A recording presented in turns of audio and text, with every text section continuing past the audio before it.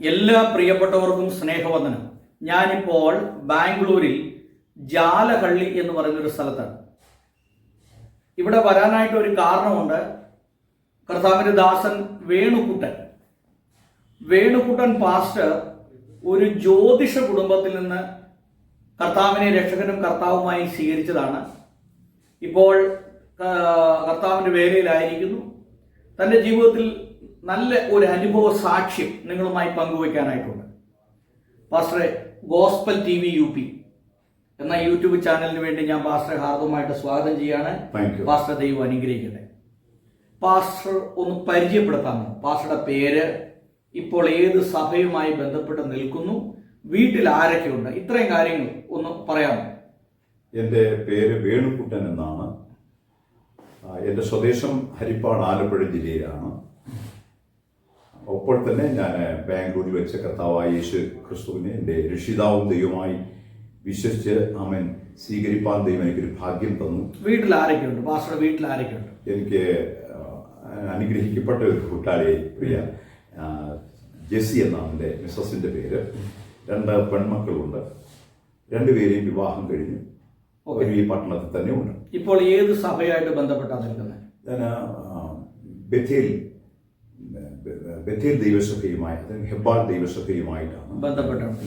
Okay, pastor ജനിച്ചു വളർന്ന സാഹചര്യത്തെക്കുറിച്ച് ഒന്ന് പറയാമോ? പാസ്റ്ററുടെ പിതാവ്, മാതാവ്, സ്ഥലം, പശ്ചാത്തലം, ഏത് പശ്ചാത്തലത്തിൽ നിന്നാണ് ഈ ക്രിസ്തീയ വിശ്വാസത്തിലേക്ക് വന്നത്?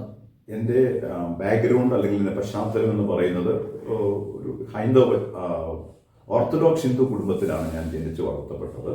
ഒപ്പം തന്നെ എൻ്റെ ഫാദർ ഒരു ജ്യോത്സ്യനായിരുന്നു. ഞങ്ങളെല്ലാം ജ്യോത്സ്യ കുടുംബക്കാരാണ്. അതിൽ ഞാൻ 4ാമനായി, എൻ്റെ മാതാപിതാക്കൾക്ക് ഞാൻ 4ാമനായി അവൻ ജനിക്കുവാൻ ദൈവം എനിക്ക് കൃപ തന്നു. ഹരിപ്പാടാണെന്നല്ലേ പറഞ്ഞ പാസ്റ്ററുടെ വീട്? അതെ അതെ. അപ്പൊ പിതാവ് ഒരു ജ്യോത്സ്യനാണെന്ന് പറഞ്ഞു. അതെ. അപ്പൊ പിതാവിനെ കുറിച്ച് 1-2 വാക്കുകൾ പറയാമോ? അവിടെ ജ്യോത്സ്യ വേലയെ കുറിച്ചും മറ്റു കാര്യങ്ങളെ കുറിച്ചും ഒക്കെ. നിശ്ചയമായും എൻ്റെ ഫാദർ ജ്യോത്സ്യൻ എന്ന് പറയുമ്പോൾ അദ്ദേഹത്തിന് പല ശിഷ്യന്മാരൊക്കെ ഉണ്ടായിരുന്ന ഒരു അനുഭവം ഉണ്ടായിരുന്നു. അതിനകത്തിൽ ക്രിസ്തീയ ബാക്ക്ഗ്രൗണ്ടിൽ നിന്നുള്ളവരും അദ്ദേഹത്തിൻ്റെ ശിഷ്യന്മാരായിട്ട് കടന്നു വന്നിട്ടുണ്ട്. വളരെ പോപ്പുലർ ആയിരുന്നു അദ്ദേഹം. തിരുവനന്തപുരം ശ്രീ പത്മനാഭ സ്വാമി ക്ഷേത്രത്തിലെ ദേവപ്രശ്നക്കാരനൊക്കെ ആയിരുന്നു എൻ്റെ പിതാവ്. അത്ര പോപ്പുലർ ആയിരുന്നു അദ്ദേഹം. അദ്ദേഹം ഇംഗ്ലീഷിൽ ജാതകം എഴുതി കൊടുക്കും, മലയാളത്തിലും ജാതകം എഴുതി കൊടുക്കും. ടോട്ടൽ ഒരു ബ്രെയിനി ആയിരുന്നു. ദേശക്കാർക്കും ഭാഷക്കാർക്കും ഏവർക്കും അദ്ദേഹം ഒരു പ്രിയങ്കരനായിരുന്നു. അച്ഛന്റെ പേരൊന്ന് പറയാമോ? KP കേശവൻ ജ്യോത്സ്യൻ എന്നായിരുന്നു എൻ്റെ പിതാവിന്റെ പേര്. ഇപ്പൊ ജീവിച്ചിരിപ്പുണ്ടോ? അദ്ദേഹം മരണപ്പെട്ടു. KP കേശവൻ ജ്യോത്സ്യൻ. KP കേശവൻ ജ്യോത്സ്യൻ വളരെ പ്രശസ്തനായ ആളായിരുന്നു ഹരിപ്പാട്, അല്ലേ? അതെ. ഓക്കെ. അപ്പോ ഒരു ജ്യോത്സ്യ കുടുംബത്തിൽ ജനിച്ചു വളർത്തപ്പെട്ട ഒരു വ്യക്തിയായ പാസ്റ്റർ എങ്ങനെയാണ് ഈ ക്രിസ്തീയ വിശ്വാസത്തിലേക്ക് വരാനായിട്ടുള്ളൊരു കാരണം? ഞാൻ ദൈവത്തെ അറിയാത്ത അല്ലെങ്കിൽ ലോകപ്രകാരമായി ജീവിച്ചു വന്ന ഒരു സാഹചര്യത്തിൽ ഞാൻ മനസ്സിലാക്കുന്നു, ഞാൻ കർത്താവിനോടും അല്ലെങ്കിൽ ക്രിസ്തുവിനോടും ദൈവസഭയോടും ദൈവമക്കളോടും ഒക്കെ എനിക്ക് വളരെ, എക്സ്പെഷ്യലി ക്രിസ്ത്യാനികളോട് വളരെ വിരോധം വെച്ച് പുലർത്തിക്കൊണ്ടിരുന്ന ഒരു അനുഭവമായിരുന്നു എൻ്റെ ജീവിതത്തിൽ ഉണ്ടായിരുന്നത്. കാരണം അന്നത്തെ കാലത്ത് ക്രിസ്ത്യാനികളൊക്കെയാണ് കൂടുതലും വിദ്യാഭ്യാസത്തിൽ മുൻപിൽ നിൽക്കുന്നതും സാമ്പത്തികത്തിലൊക്കെ മുൻപിൽ നിൽക്കുന്നതും ഒക്കെ കണ്ട് ഈ സമുദായത്തോട് എനിക്ക് ഒരു ജലസ് ഉണ്ടായിരുന്ന ഒരു സത്യമായിരുന്നു. ഒരു അസൂയ തോന്നി. അതെ, ഒരു അസൂയ എനിക്ക് തോന്നിയിരുന്നു. ഞങ്ങളുടെ അടുത്ത് ഒരു ബഥേൽ മർത്തോമ ചർച്ച് എന്ന് പറയുന്ന ഒരു സഭ ഞങ്ങളുടെ വീടിന്റെ അരികിലുണ്ട്. അപ്പൊ എന്റെ വീടിന്റെ മൂലയ്ക്കാണ് ഇതിന്റെ നെയിം ബോർഡ് വെച്ചിരിക്കുന്നത്, way to Bethel Marthoma church എന്ന് പറഞ്ഞ്, അകംകുടി. ആ ചർച്ചിൽ എപ്പോഴും ഞാൻ ബ്രഷൊക്കെ ചെയ്ത് പറമ്പിലിങ്ങനെ നിൽക്കുമ്പോൾ ഈ ബോർഡ് ഞാൻ കാണുമ്പോൾ എപ്പോഴും ഇതിനെ വലിച്ച് കുലുക്കി എടുത്ത് അവൻ എറിഞ്ഞു കളയുന്ന ഒരു സ്വഭാവം എനിക്കുണ്ടായിരുന്നു. എൻ്റെ മാതാവ് പലപ്പോഴും എന്നെ വഴക്ക് പറഞ്ഞിരുന്നു അങ്ങനെയൊന്നും ചെയ്തിരുന്നത്. പക്ഷെ എനിക്ക് അബ്രഹാം എന്നോ സണ്ണി എന്നോ അഥവാ ഫ്രാൻസിസ് എന്നോ മിനി എന്നോ ഷേർലി എന്നോ എന്ന് പേര് കേൾക്കുന്നത് പോലും എനിക്ക് വളരെ ഇറിറ്റേഷൻ ആയിരുന്ന ഒരു അനുഭവം ഉണ്ടായിരുന്നു. ക്രിസ്തു ആരാണെന്നോ ക്രിസ്ത്യാനി എന്താണെന്നോ ഒന്നും എനിക്കറിയത്തില്ലായിരുന്നു.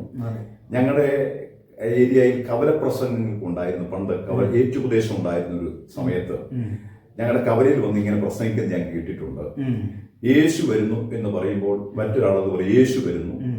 അപ്പോൾ ഒരാൾ പറഞ്ഞു കന്യക ഗർഭിണിയായി ഒരു മകനെ പ്രസവിക്കും, അവന് ദൈവം നമ്മോട് കൂടെ എന്നർത്ഥമുള്ള ഇമ്മാനുവേൽ എന്ന് പേർ വിളിക്കും എന്ന് അവർ പ്രസംഗിക്കുന്നത് ഞാൻ കേട്ടിട്ടുണ്ട്. അപ്പോൾ എന്റെ ഹൃദയത്തിൽ ഇങ്ങനെ ഒരു ചിന്ത വന്നു, കന്യക ഗർഭിണിയാകണമെങ്കിൽ ഒരു നല്ല നടപ്പുള്ള അല്ല അവരുടെ ദൈവങ്ങളെ പറ്റി നമ്മൾ ചിന്തിക്കുമ്പോൾ അവർ നല്ല നടപ്പിൽ ഉണ്ടായിട്ട് ജനിച്ച ഒരാളല്ല ക്രിസ്തു എന്നായിരുന്നു എൻ്റെ ദുഷ്ട അല്ലെങ്കിൽ പൈശാചികമായ അദുഷ്ട ഹൃദയത്തിൽ ഞാൻ ചിന്തിച്ചു വന്നിരുന്നത്.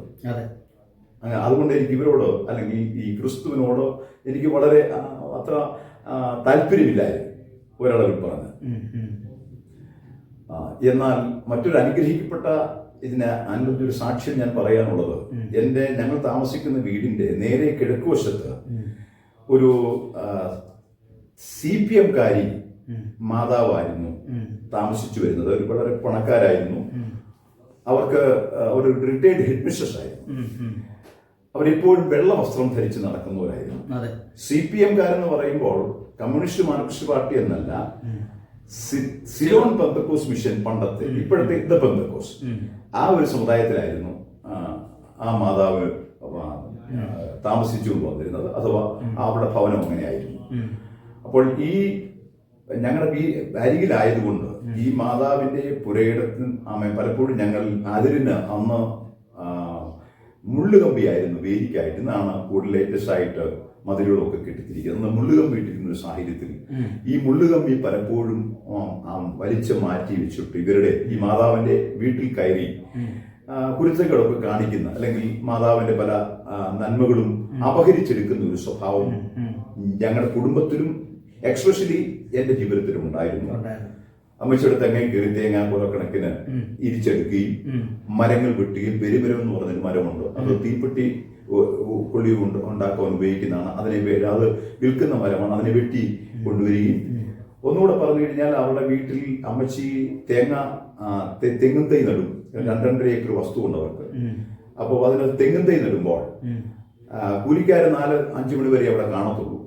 അത് കഴിഞ്ഞു കഴിഞ്ഞാൽ ഈ തെങ്ങും തൈ ഞങ്ങളുടെ വീട്ടിലായിരിക്കും നിൽക്കുന്നത്. അത്രമാത്രം ഉപദ്രവവും ഈ അമ്മച്ചിക്ക് ഞാൻ കൊടുക്കുമായിരുന്നു. പലപ്പോഴും അമ്മച്ചി ഈ അതിര് പരിശോധിക്കാൻ വരുമ്പോൾ ഏതോ ഒക്കെ ഷൂ എന്നൊക്കെ പറയുന്നത് ഞാൻ കേൾക്കാറുണ്ട്. എന്താണെന്ന് നമുക്കൊന്നും മനസ്സിലായിരുന്നില്ല. ഞങ്ങളുടെ ഹരിപ്പാട് പ്രദേശത്തിൽ മണ്ണിളകി കിടക്കുവാൻ കൃഷി കഴിയുമ്പോൾ മണ്ണ് കൂന കൂട്ടിയിടുന്നൊരു പരിപാടിയുണ്ട്. ആ സാഹചര്യത്തിൽ ഈ അമ്മച്ചി ഈ ഇളകിയ മണ്ണിന്റെ മേൽ കൂനയിൽ മേൽ നിന്നുകൊണ്ട് കൈ മുകളിലേക്ക് ഉയർത്തി എന്തോ ഒക്കെ പറയുന്നത് നമ്മൾ കേട്ടിട്ടുണ്ട്. ഞങ്ങൾ കേൾക്കുമ്പോൾ ഷൂ എന്നാണ് കേൾക്കുന്നത് അമ്മത്. പക്ഷെ അവർ CPM വിഭാഗത്തിൽപ്പെട്ടവരായതുകൊണ്ട് അവർ ദൈവത്തെ മഹത്വപ്പെടുത്തുന്നതിൽ ആ പദത്തിൽ ഒരു ചെറിയ വ്യത്യാസമുണ്ട്. ശ്രോത്രാം എന്നായിരുന്നു ആ മാതാവ് പറഞ്ഞു വന്നിരുന്നത്. അപ്പോൾ ഇത് കേൾക്കുമ്പോൾ എനിക്ക് വളരെ ആശ്ചര്യം തോന്നാറുണ്ട്. അപ്പോൾ ഈ അമ്മച്ചി അങ്ങോട്ട് മാറുമ്പോഴായിരിക്കണം അല്ലെങ്കിൽ അതൊന്ന് മാറുമ്പോഴായിരിക്കും വസ്തുവകൾ മോഷ്ടിക്കേണ്ടത് എടുക്കേണ്ടതെന്നായി ചിന്തിച്ചിങ്ങനെ ഒരു ദിവസം നിൽക്കുമ്പോൾ എന്റെ ഫാദർ പ്രഗത്ഭനായ ജ്യോത്സ്യനും അപ്പോൾ തന്നെ അദ്ദേഹം ഒരു മാന്ത്രികനും കൂടിയായിരുന്നു. അപ്പം അദ്ദേഹത്തിന് ആ ദേശത്തിലെ ഞങ്ങളുടെ ദേശനിവാസികളുണ്ടെങ്കിൽ അവർക്ക് നന്നായി മനസ്സിലാകും, ആ ദേശത്തിലെ നല്ല സാമ്പത്തികമുള്ളൊരു കുടുംബമായിരുന്നു ഞങ്ങളുടേത്. കാരണം മറ്റൊന്നുമല്ല, എൻ്റെ അച്ഛന് ഈ മാന്ത്രികനും കൂടെ ആയിരുന്നത് കാരണം മന്ത്രവാദവും ജ്യോതിഷം ഒരുമിച്ച് കൊണ്ടുപോകുന്നത് കൊണ്ട് അദ്ദേഹം നല്ല പഠനമുള്ളത് കൊണ്ടും വിദേശ രാജ്യങ്ങളിലൊക്കെ ഈ യാതൊരു എഴുതി കൊടുക്കുന്ന സ്വഭാവങ്ങളൊക്കെ ഉള്ളതുകൊണ്ടൊക്കെ അദ്ദേഹത്തിന് വളരെ വിശ്വാസികൾക്കുണ്ടായിരുന്നു. അങ്ങനെ നിൽക്കുന്ന ഒരു സാഹചര്യത്തിൽ ഈ എൻ്റെ ഫാദർ ഞങ്ങളെ പല കാര്യങ്ങളൊക്കെ പറഞ്ഞ് മനസ്സിലാക്കിയിട്ടുണ്ട്. ഞങ്ങൾ 2 ആൺമക്കളാണ്, 3 പെൺമക്കളാണ്. ഇതൊക്കെ പഠിച്ചെടുക്കണം, പഠിപ്പിക്കണം എന്നൊക്കെയുള്ള കാര്യങ്ങളുണ്ട്. ലോകത്തിന്റെ വിവിധ ഇടങ്ങളിൽ നിന്നുള്ള ജ്യോതിഷ പുസ്തകങ്ങൾ എൻ്റെ അച്ഛൻ അന്ന് വരുത്തിക്കുമായിരുന്നു. അത്രത്തോളം ഒരു ഈ വിഷയത്തിനകത്ത് അല്ലെങ്കിൽ ഈ ജ്യോതിഷ അനുഭവത്തിൽ അദ്ദേഹത്തിന് വലിയ പ്രാവീണ്യമുള്ള മനുഷ്യനായിരുന്നു. ഏവർക്കും ബഹുമാനനുമായിരുന്നു. പക്ഷെ അപ്പോൾ തന്നെ അച്ഛന്റെ സ്വഭാവത്തിൽ നിന്നുള്ള വ്യത്യാസം എന്നെ സത്യദൈവത്തിലേക്ക് നടത്തുവാൻ ഒരവസരം എനിക്ക് ലഭിച്ചു എന്നാണ് ഞാൻ അനുഭവത്തിൽ കൂടെ വിശ്വസിക്കുന്നത്. കാരണം മറ്റൊന്നുമല്ല, അച്ഛൻ വീട്ടിൽ അല്പം വഴക്കും ബഹളവും എൻ്റെ മാതാവിനെ അകാരണമായി ഉപദ്രവിക്കുകയും ആസ്ഥാനത്ത് ഉപദ്രവിക്കുകയും ചെയ്യുന്ന ഒരു അനുഭവം ഉണ്ടായിരുന്നു. അപ്പോൾ തന്നെ എൻ്റെ മാതാവ് സമാധാനത്തിന് വേണ്ടി ഞങ്ങൾ കുടുംബമായി പലയിടങ്ങളിലും ക്ഷേത്രങ്ങളിലും മുസ്ലിം വിഭാഗത്തിൽപ്പെട്ടവരുടെ മാന്ത്രികത്തിലും ഒക്കെ ഞങ്ങൾ പോയി ആശ്രയിച്ചിട്ടുണ്ട്.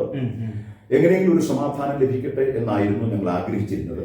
എന്നാൽ അവിടെ നിന്നും ഞങ്ങൾക്കൊരു സമാധാനം ലഭിക്കാതെ പലപ്പോഴും ഇത് പാസ്റ്ററുടെ എത്രാമത്തെ വയസ്സിലായിരുന്നു സംഭവം? ഏകദേശം എനിക്ക് ഓർമ്മ വെച്ച് നാൾ മുതൽ ഈ പ്രശ്നങ്ങൾ വീട്ടിലുണ്ടാണ്. അപ്പോൾ ഒരു ജ്യോതിഷന്റെ മകനായിട്ട് ജനിച്ചിട്ട് പോലും വീട്ടിൽ കലഹമായിരുന്നു. നിശ്ചയമായിട്ട് വളരെ കലഹമായിരുന്നു. അത് അയൽപ്പക്കത്തുള്ളവർക്ക് എല്ലാം അറിയാം. ഞാൻ എപ്പോൾ ഇവിടെ നിന്ന് നിങ്ങളോട് സംസാരിക്കുന്ന ഈ അനുഗ്രഹമേറിയ അനുഭവ സാക്ഷ്യം നിങ്ങൾക്ക് എവിടെയും പ്രസിദ്ധീകരിക്കാം ഞങ്ങളുടെ ദേശം. കാരണം ചെറിയ നിസ്സാര കാര്യങ്ങൾക്കാണ് എന്റെ ഫാദർ വീട്ടിൽ വയലന്റ് ആകുന്നതും എന്റെ മാതാവിനെ ഉപദ്രവിക്കുകയും ചെയ്യുന്നത്. അപ്പോൾ എന്റെ ഹൃദയത്തിൽ ഇങ്ങനെ ഒരു ചിന്ത ഉടലെടുത്തു. എന്റെ പിതാവ് യഥാർത്ഥ ദൈവത്തിന്റെ സാന്നിധ്യമോ അഥവാ ദൈവിക പ്രസൻസോ അദ്ദേഹത്തിൽ നിൽക്കുന്നുവെങ്കിൽ ഇങ്ങനെ ഒരു സ്വഭാവം അദ്ദേഹത്തിന് ഒരിക്കലും വരരുതല്ലോ എന്ന് ഞാൻ ചിന്തിച്ചിട്ടുണ്ട് ചെറിയ പ്രായത്തിൽ. അപ്പൊ ഈ ജ്യോതിഷത്തെ കുറിച്ചും കൂടെ ജസ്റ്റ് ഒന്ന് പറയാമോ? എന്താണ് ഈ ജ്യോതിഷം? അതുകൊണ്ട് എന്തൊക്കെയാണ് അതിന്റെ പ്രവർത്തികളും കൂടെ ജസ്റ്റ് ഒന്ന് കൂടുതൽ പറഞ്ഞു പോകാം. പൊതുവെ ആളുകൾക്ക് ഇത് അറിയത്തില്ല. ഓക്കെ, ഈ ജ്യോതിഷത്തെ കാര്യം പറയുമ്പോൾ ഇത് നക്ഷത്രങ്ങളുടെ സഞ്ചാരപഥങ്ങളെ ഡിപ്പെൻഡ് ചെയ്താണ് കൂടുതലും ജ്യോതിഷത്തിന്റെ ആ ഫലങ്ങളും മറ്റു കാര്യങ്ങളും ഒക്കെ കടന്നു പോകുന്നത്. ശുക്രൻ, വ്യാഴം, ചൊവ്വ എന്നൊക്കെ പറയുന്ന ആ ഗ്രഹങ്ങളുടെ സഞ്ചാരപഥങ്ങളും അതിൽ വരുന്ന വ്യത്യാസങ്ങളും കൊണ്ടൊക്കെയാണ് കൂടുതലായിട്ടും ഇവര് ഈ ജ്യോതിഷമൊക്കെ നടത്തുന്നത്. ഇതിനെ വളരെ കാൽക്കുലേറ്റ് ആയിട്ട് ചെയ്യുന്നതുകൊണ്ട് ഒന്നിനെയും ഞാൻ അല്ലെങ്കിൽ ഈ ഒരു മാർഗത്തെ ഞാൻ ഇതിൽ ജനിച്ചു വളർന്നതായതുകൊണ്ട് ഇതിനെ അവഹേളിക്കുവാനോ അല്ലെങ്കിൽ തരം താഴ്ത്തി പറയുവാനോ ഒന്നും ഞാൻ ഈ സമയം ഉപയോഗിക്കുന്നില്ല. എനിക്കതിന് താല്പര്യവുമില്ല.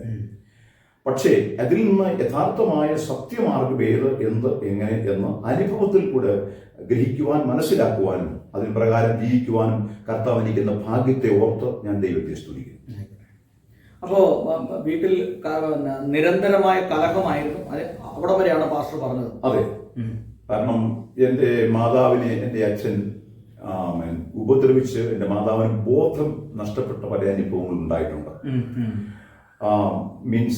പണ്ടൊരു രാഷ്ട്രീയ കൊലപാതകം നടന്നതിലൂടെ രാജൻ പറഞ്ഞ കഥ എന്ന് പറഞ്ഞൊരു ഉണ്ട്. രാജനെ ഉരുട്ടിക്കൊന്നു എന്നൊക്കെയാണ് നമ്മൾ മനസ്സിലാക്കുന്നത്. അതുപോലെ തന്നെ ശാസ്ത്രീയമായ രീതിയിലായിരുന്നു എന്റെ മാതാവിനെ എന്റെ പിതാവ് ഉപദ്രവിച്ചു കൊണ്ടുവരുന്നത്. എന്തുകൊണ്ടെന്ന് പറഞ്ഞാൽ അദ്ദേഹത്തിന് മേൽ വ്യാപരിച്ചിരുന്ന ആ പൈശാചിക സ്പിരിറ്റ് അല്ലെങ്കിൽ ഈവിൾ സ്പിരിറ്റ് അദ്ദേഹത്തെ അത് ചെയ്യുവാൻ പ്രേരിപ്പിച്ചിരുന്നു എന്നാണ് എനിക്ക് പിന്നത്തേതിൽ ആത്മമണ്ഡലത്തിൽ നിന്ന് മനസ്സിലായത്. അപ്പോ ഈ പിതാവിന്റെ ഈ സ്വഭാവം മാറാൻ വേണ്ടി എവിടെയൊക്കെ നേർച്ചകളും കാഴ്ചകളും വഴിപാടുകളും ഒക്കെ അർപ്പിച്ചു? പല ക്ഷേത്രങ്ങളിൽ ഞങ്ങൾ പോയി പരിഹാര മാർഗത്തിൽ നോണം അവർ പറയുന്ന അല്ല പ്രഗത്ഭമായ ക്ഷേത്രങ്ങളൊക്കെ ഉണ്ടെങ്കിൽ പറയാൻ കുഴപ്പമില്ല. ഞങ്ങളുടെ ഏറ്റുത്തിന്റെ ഹരിപ്പാട് ഒരു സുബ്രഹ്മണ്യ സ്വാമി ക്ഷേത്രമുണ്ട്, അല്ലെങ്കിൽ മലയാളപ്പുഴ ക്ഷേത്രം, അങ്ങനെയുള്ള ഓച്ചിറ, ആ ഭാഗങ്ങളിലൊക്കെ നേർച്ച കാഴ്ചകളുമായി ഞാൻ എന്റെ മാതാവുമായിട്ട് ഒരുമിച്ച് പോയത് എനിക്ക് ഓർമ്മയുണ്ട്. എന്റെ അച്ഛൻ വൈകുന്നേരം അദ്ദേഹത്തിന് ഒരു ജ്യോതിഷ കടയുണ്ട്. കടയിൽ പോയി ഇരിക്കേണ്ട കാര്യമൊന്നുമില്ല. എന്റെ കണ്ണുകൊണ്ടും എന്റെ ഓർമ്മയിൽ നിന്ന് എനിക്ക് മനസ്സിലാകും 7 വെട്ടും കാറുകൾ എന്റെ പിതാവിനെ കാണുവാനായിട്ടും അദ്ദേഹത്തിന് ഒരു മാന്ത്രികമോ ജ്യോതിഷമോ ചെയ്തുകൊണ്ട് പോകുവാൻ വേണ്ടി നാനാജാതികളോ വന്ന് നിൽക്കുന്നതും എന്റെ ഓർമ്മയിലുണ്ട്. അപ്പോൾ തന്നെ ഞങ്ങളുടെ വീട്ടിനകത്തിൽ ഒരു സമാധാനം ഞങ്ങൾക്ക് അനുഭവിക്കാൻ കഴിഞ്ഞിരുന്നില്ല. അതെന്താണ്, എങ്ങനെയാണ്, എപ്രകാരമാണ് എന്നുള്ളതിനെപ്പറ്റി ഞങ്ങൾ ആരാഞ്ഞു, പല സ്ഥലങ്ങളിൽ ചെന്നു. എനിക്ക് ഇന്നും ഓർമ്മയുണ്ട്, ഓച്ചിറ എന്ന് പറഞ്ഞ സ്ഥലത്ത് ഒരു ദിവാകരൻ തങ്ങൾ എന്ന് പറയുന്ന ഒരു മനുഷ്യന്റെ അരികിൽ ഞങ്ങൾ പോയി. അവിടെ ചെന്നപ്പോൾ 2000 ചന്ദനത്തിരി ഒരുമിച്ചിട്ട് ഊട്ടിക്കത്തിച്ച് മറ്റേതൊക്കെ ചെയ്ത് വരുമ്പോൾ അദ്ദേഹം ഇങ്ങനെ ഇരുന്ന കൂട്ടത്തിൽ ഒന്ന് ഞെട്ടിയിട്ട് ദൈവമക്കൾ അന്യഭാഷ പറഞ്ഞ് ദൈവത്തെ ആരാധിക്കുന്നത് പോലെയുള്ള അന്യഭാഷകൾ അദ്ദേഹവും പറഞ്ഞത് ഇപ്പോഴെന്റെ ഓർമ്മയിൽ ഞാൻ മനസ്സിലാക്കുന്നു. അദ്ദേഹവും പറയുന്നത് ഞാൻ കേട്ടിട്ടുണ്ട്. അപ്പൊ എന്തോ അതിന്റെ കാര്യങ്ങളൊന്നും എനിക്കറിയത്തില്ല. എന്നാൽ സത്യമായ മാർഗത്തിലേക്ക് ദൈവം ഈ സാധുവിനെയും കരം പിടിച്ച് നടത്തിയത് ഓർത്ത് ദൈവത്തിന് നന്ദി. ഈ ക്ഷേത്രങ്ങളിലൊക്കെ ചെല്ലുമ്പോൾ അവരെന്താ പറയുന്നത്? അവര് പറയുന്നത് ദോഷങ്ങളാണ്, പിതൃപാരമ്പര്യങ്ങളിൽ നിന്നുള്ള ദോഷങ്ങളാണ്, അല്ലെങ്കിൽ അനുസരണക്കേടുകളാണ്, അല്ലെങ്കിൽ ചില ക്ഷേത്രങ്ങളുടെ സഞ്ചാര അവിടുന്നുള്ള ശക്തി ഇവിടുന്നുള്ള ശക്തി അങ്ങോട്ട് പ്രയാണം ചെയ്തു ഇങ്ങോട്ട് പ്രയാണം ചെയ്തു, പോക്കുവരത്തുകൾ എന്നിത്യാദിയായി ഉള്ള പ്രതികൂലങ്ങളാണ് നിങ്ങളെ ഇങ്ങനെ അലട്ടുന്നത്. പിന്നെ മദ്യത്തിൽ കൂടെ അച്ഛന് കൈവശം കൊടുത്തിട്ടുണ്ട്.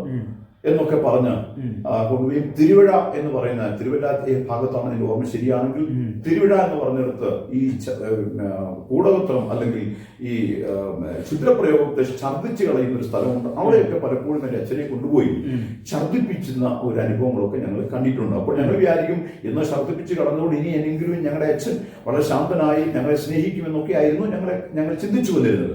പക്ഷേ പിന്നെയും ചങ്കരൻ തെങ്ങേൽ എന്ന് പറയുന്ന പോലെ ആയിരുന്നു പിതാവിന്റെ സ്വഭാവങ്ങളും പ്രവൃത്തികളും. അതിൽ ഞങ്ങൾ വളരെ വേദനയും അനുഭവിച്ചിട്ടുണ്ട്. അപ്പൊ ഈ വരുത്തുപോക്ക് എന്ന് പറയുന്ന സംഭവം ഉള്ളതാണോ?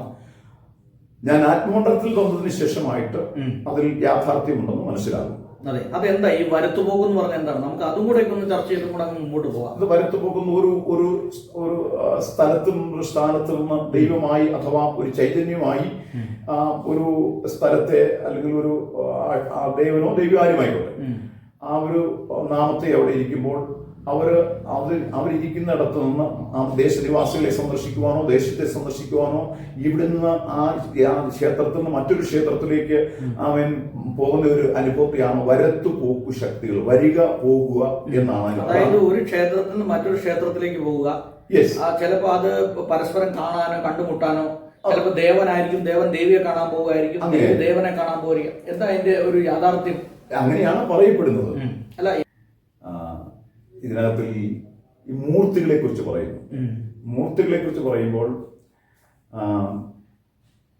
പറജാമുണ്ടി, പുലകാളി, ഭിന്നഭൈരവൻ, കലഹഭൈരവൻ എന്നിത്യാദിയായ മൂർത്തികളുണ്ട്. അവരെ ദുർമൂർത്തികൾ എന്നാണ് പറയപ്പെടുന്നത്.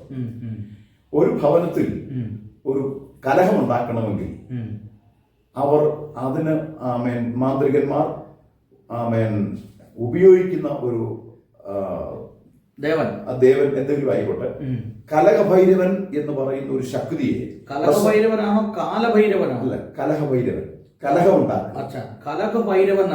കലഹഭൈരവൻ എന്ന് പറയുന്ന ഒരു മൂർത്തിയുണ്ട്. അതിനെ ആ വീട്ടിലേക്ക് അതിനെ ആവാഹിച്ച് അയക്കുമ്പോൾ ആ വീട്ടിൽ ചെന്ന് ആ ശക്തി ഒരു രോഗമിടുകയല്ല ചെയ്യുന്നത്, അവരെ കലഹിപ്പിക്കുക എന്നുള്ളതാണ്.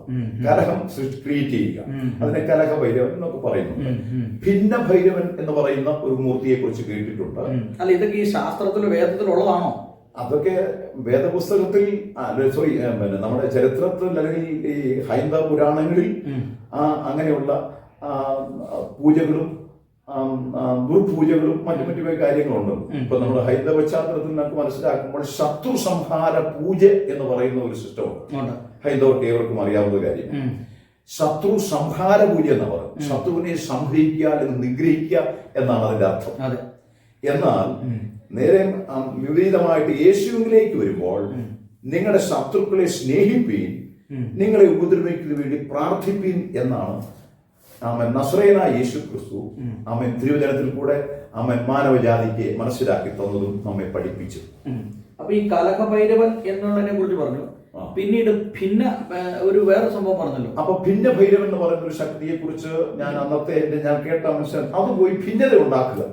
ആ ഭവനത്തിൽ, ആ ഏരിയയിൽ, ആ ദേശത്തിൽ ഏത് ഉദ്ദേശത്തിൽ വേണ്ടി അദ്ദേഹത്തെ അയക്കുന്നുവോ അദ്ദേഹം ഭിന്നിപ്പുണ്ടാക്കുക, അല്ലെങ്കിൽ കലഹത്തിനുള്ളിൽ കലഹം ഉണ്ടാക്കുക എന്ന് ചോദിക്കുകയാണ്. പറജാമുണ്ടി, പുലകാളി എന്നിത്യാദിയായ അതൊക്കെ ഓരോ ജാതീയമായ അനുഭവങ്ങളിൽ നിന്ന് വരുന്ന ഓരോ പേരുകളാണ്. അപ്പൊ ഇതെല്ലാം ഒരു സേവകളാണ് അല്ലെ? ദുഷ്ടാത്മസേനകൾ എന്നാണ് പറയുന്നത്. ദുർമൂർത്തികൾ. നല്ല പറഞ്ഞ കലഹഭൈരവൻ, പിന്നെ ഭിന്നഭൈരവൻ, പിന്നെ പറജാമുണ്ടി, പുലകാളി എന്നിത്യാദിയായ മൂർത്തികൾ.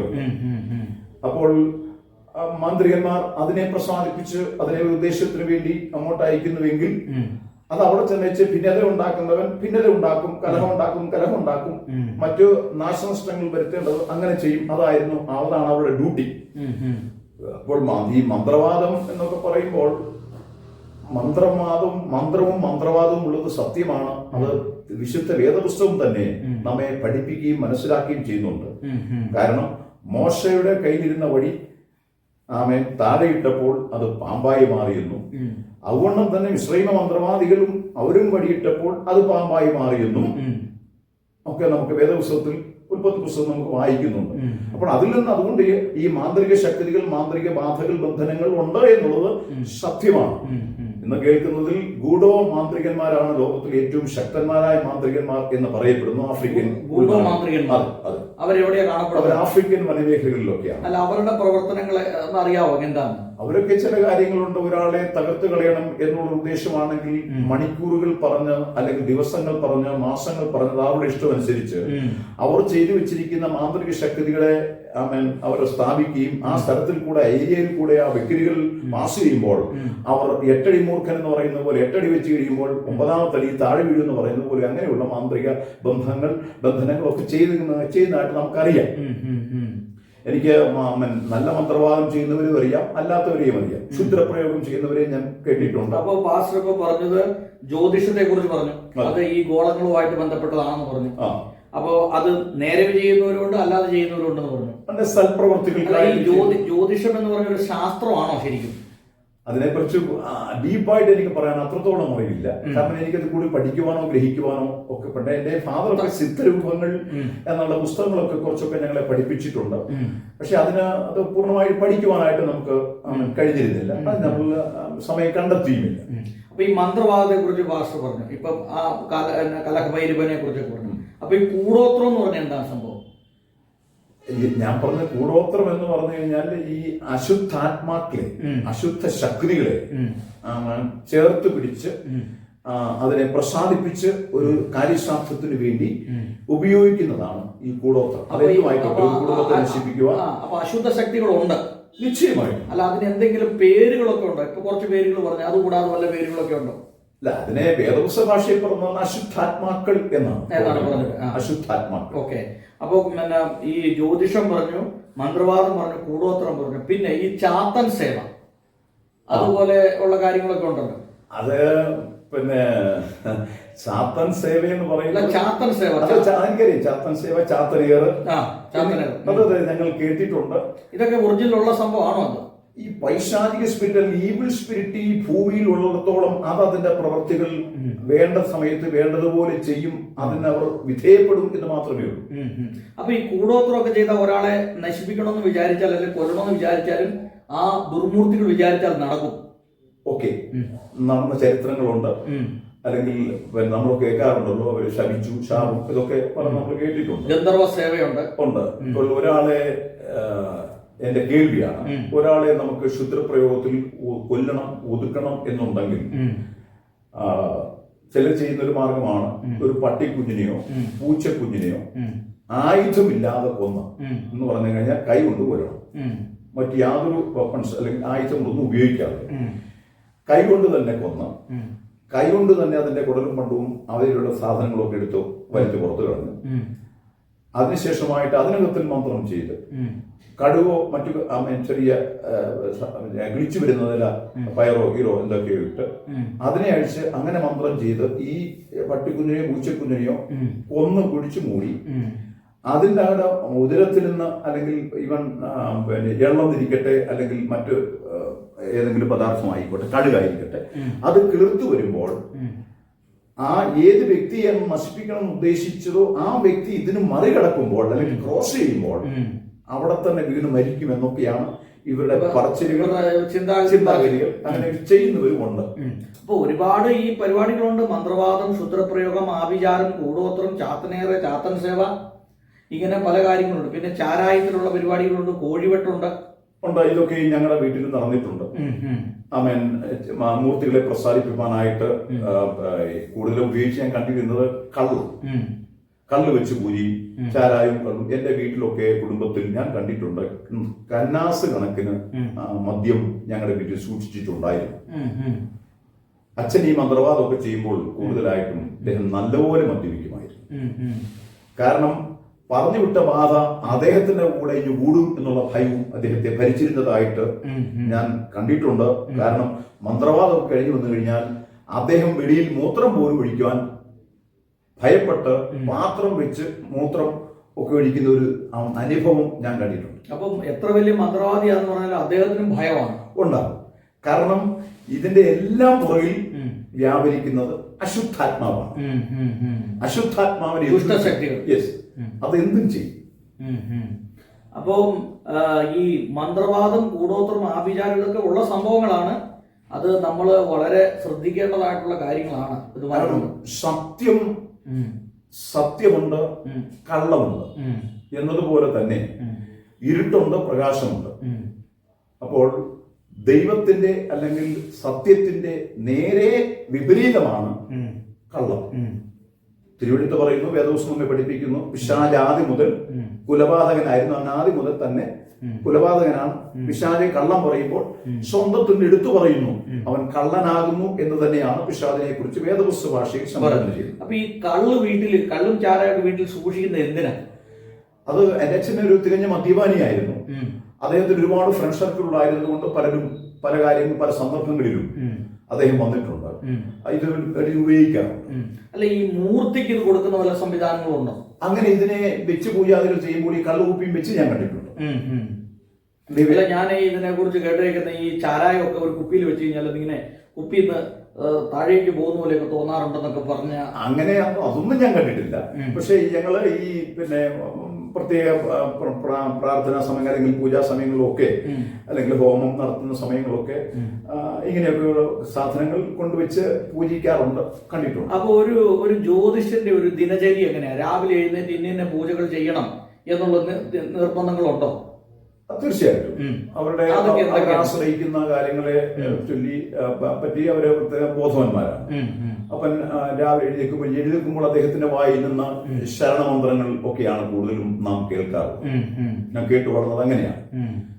പക്ഷേ അദ്ദേഹം ശരണമന്ത്രങ്ങളും മറ്റും അദ്ദേഹം ഉപയോഗിക്കുകയും പറയുകയും ഒക്കെ ചെയ്യുമ്പോൾ തന്നെ അദ്ദേഹത്തിന്റെ ജീവിതത്തിൽ യാതൊരു വിധമായ ന്യായവും നീതിയും കരുണയും സ്നേഹവും എന്റെ പിതാവിൽ നിന്ന് ഞാൻ കണ്ടിട്ടില്ല, ഞങ്ങൾ അനുഭവിച്ചിട്ടുമില്ല. അതൊരു വളരെ ദുഃഖസത്യമായി തന്നെ നിൽക്കുന്നു. ഓക്കെ, ഇപ്പൊ ഈ പാസ്റ്ററുടെ ഭവനം എന്ന് പറഞ്ഞാൽ നമ്മള് മനസ്സിലൊരു ഭവനം സങ്കല്പിച്ച് രാവിലെ എഴുന്നേൽക്കുമ്പോൾ മുതൽ വീട്ടിൽ നിറയെ ആളുകളാണ്.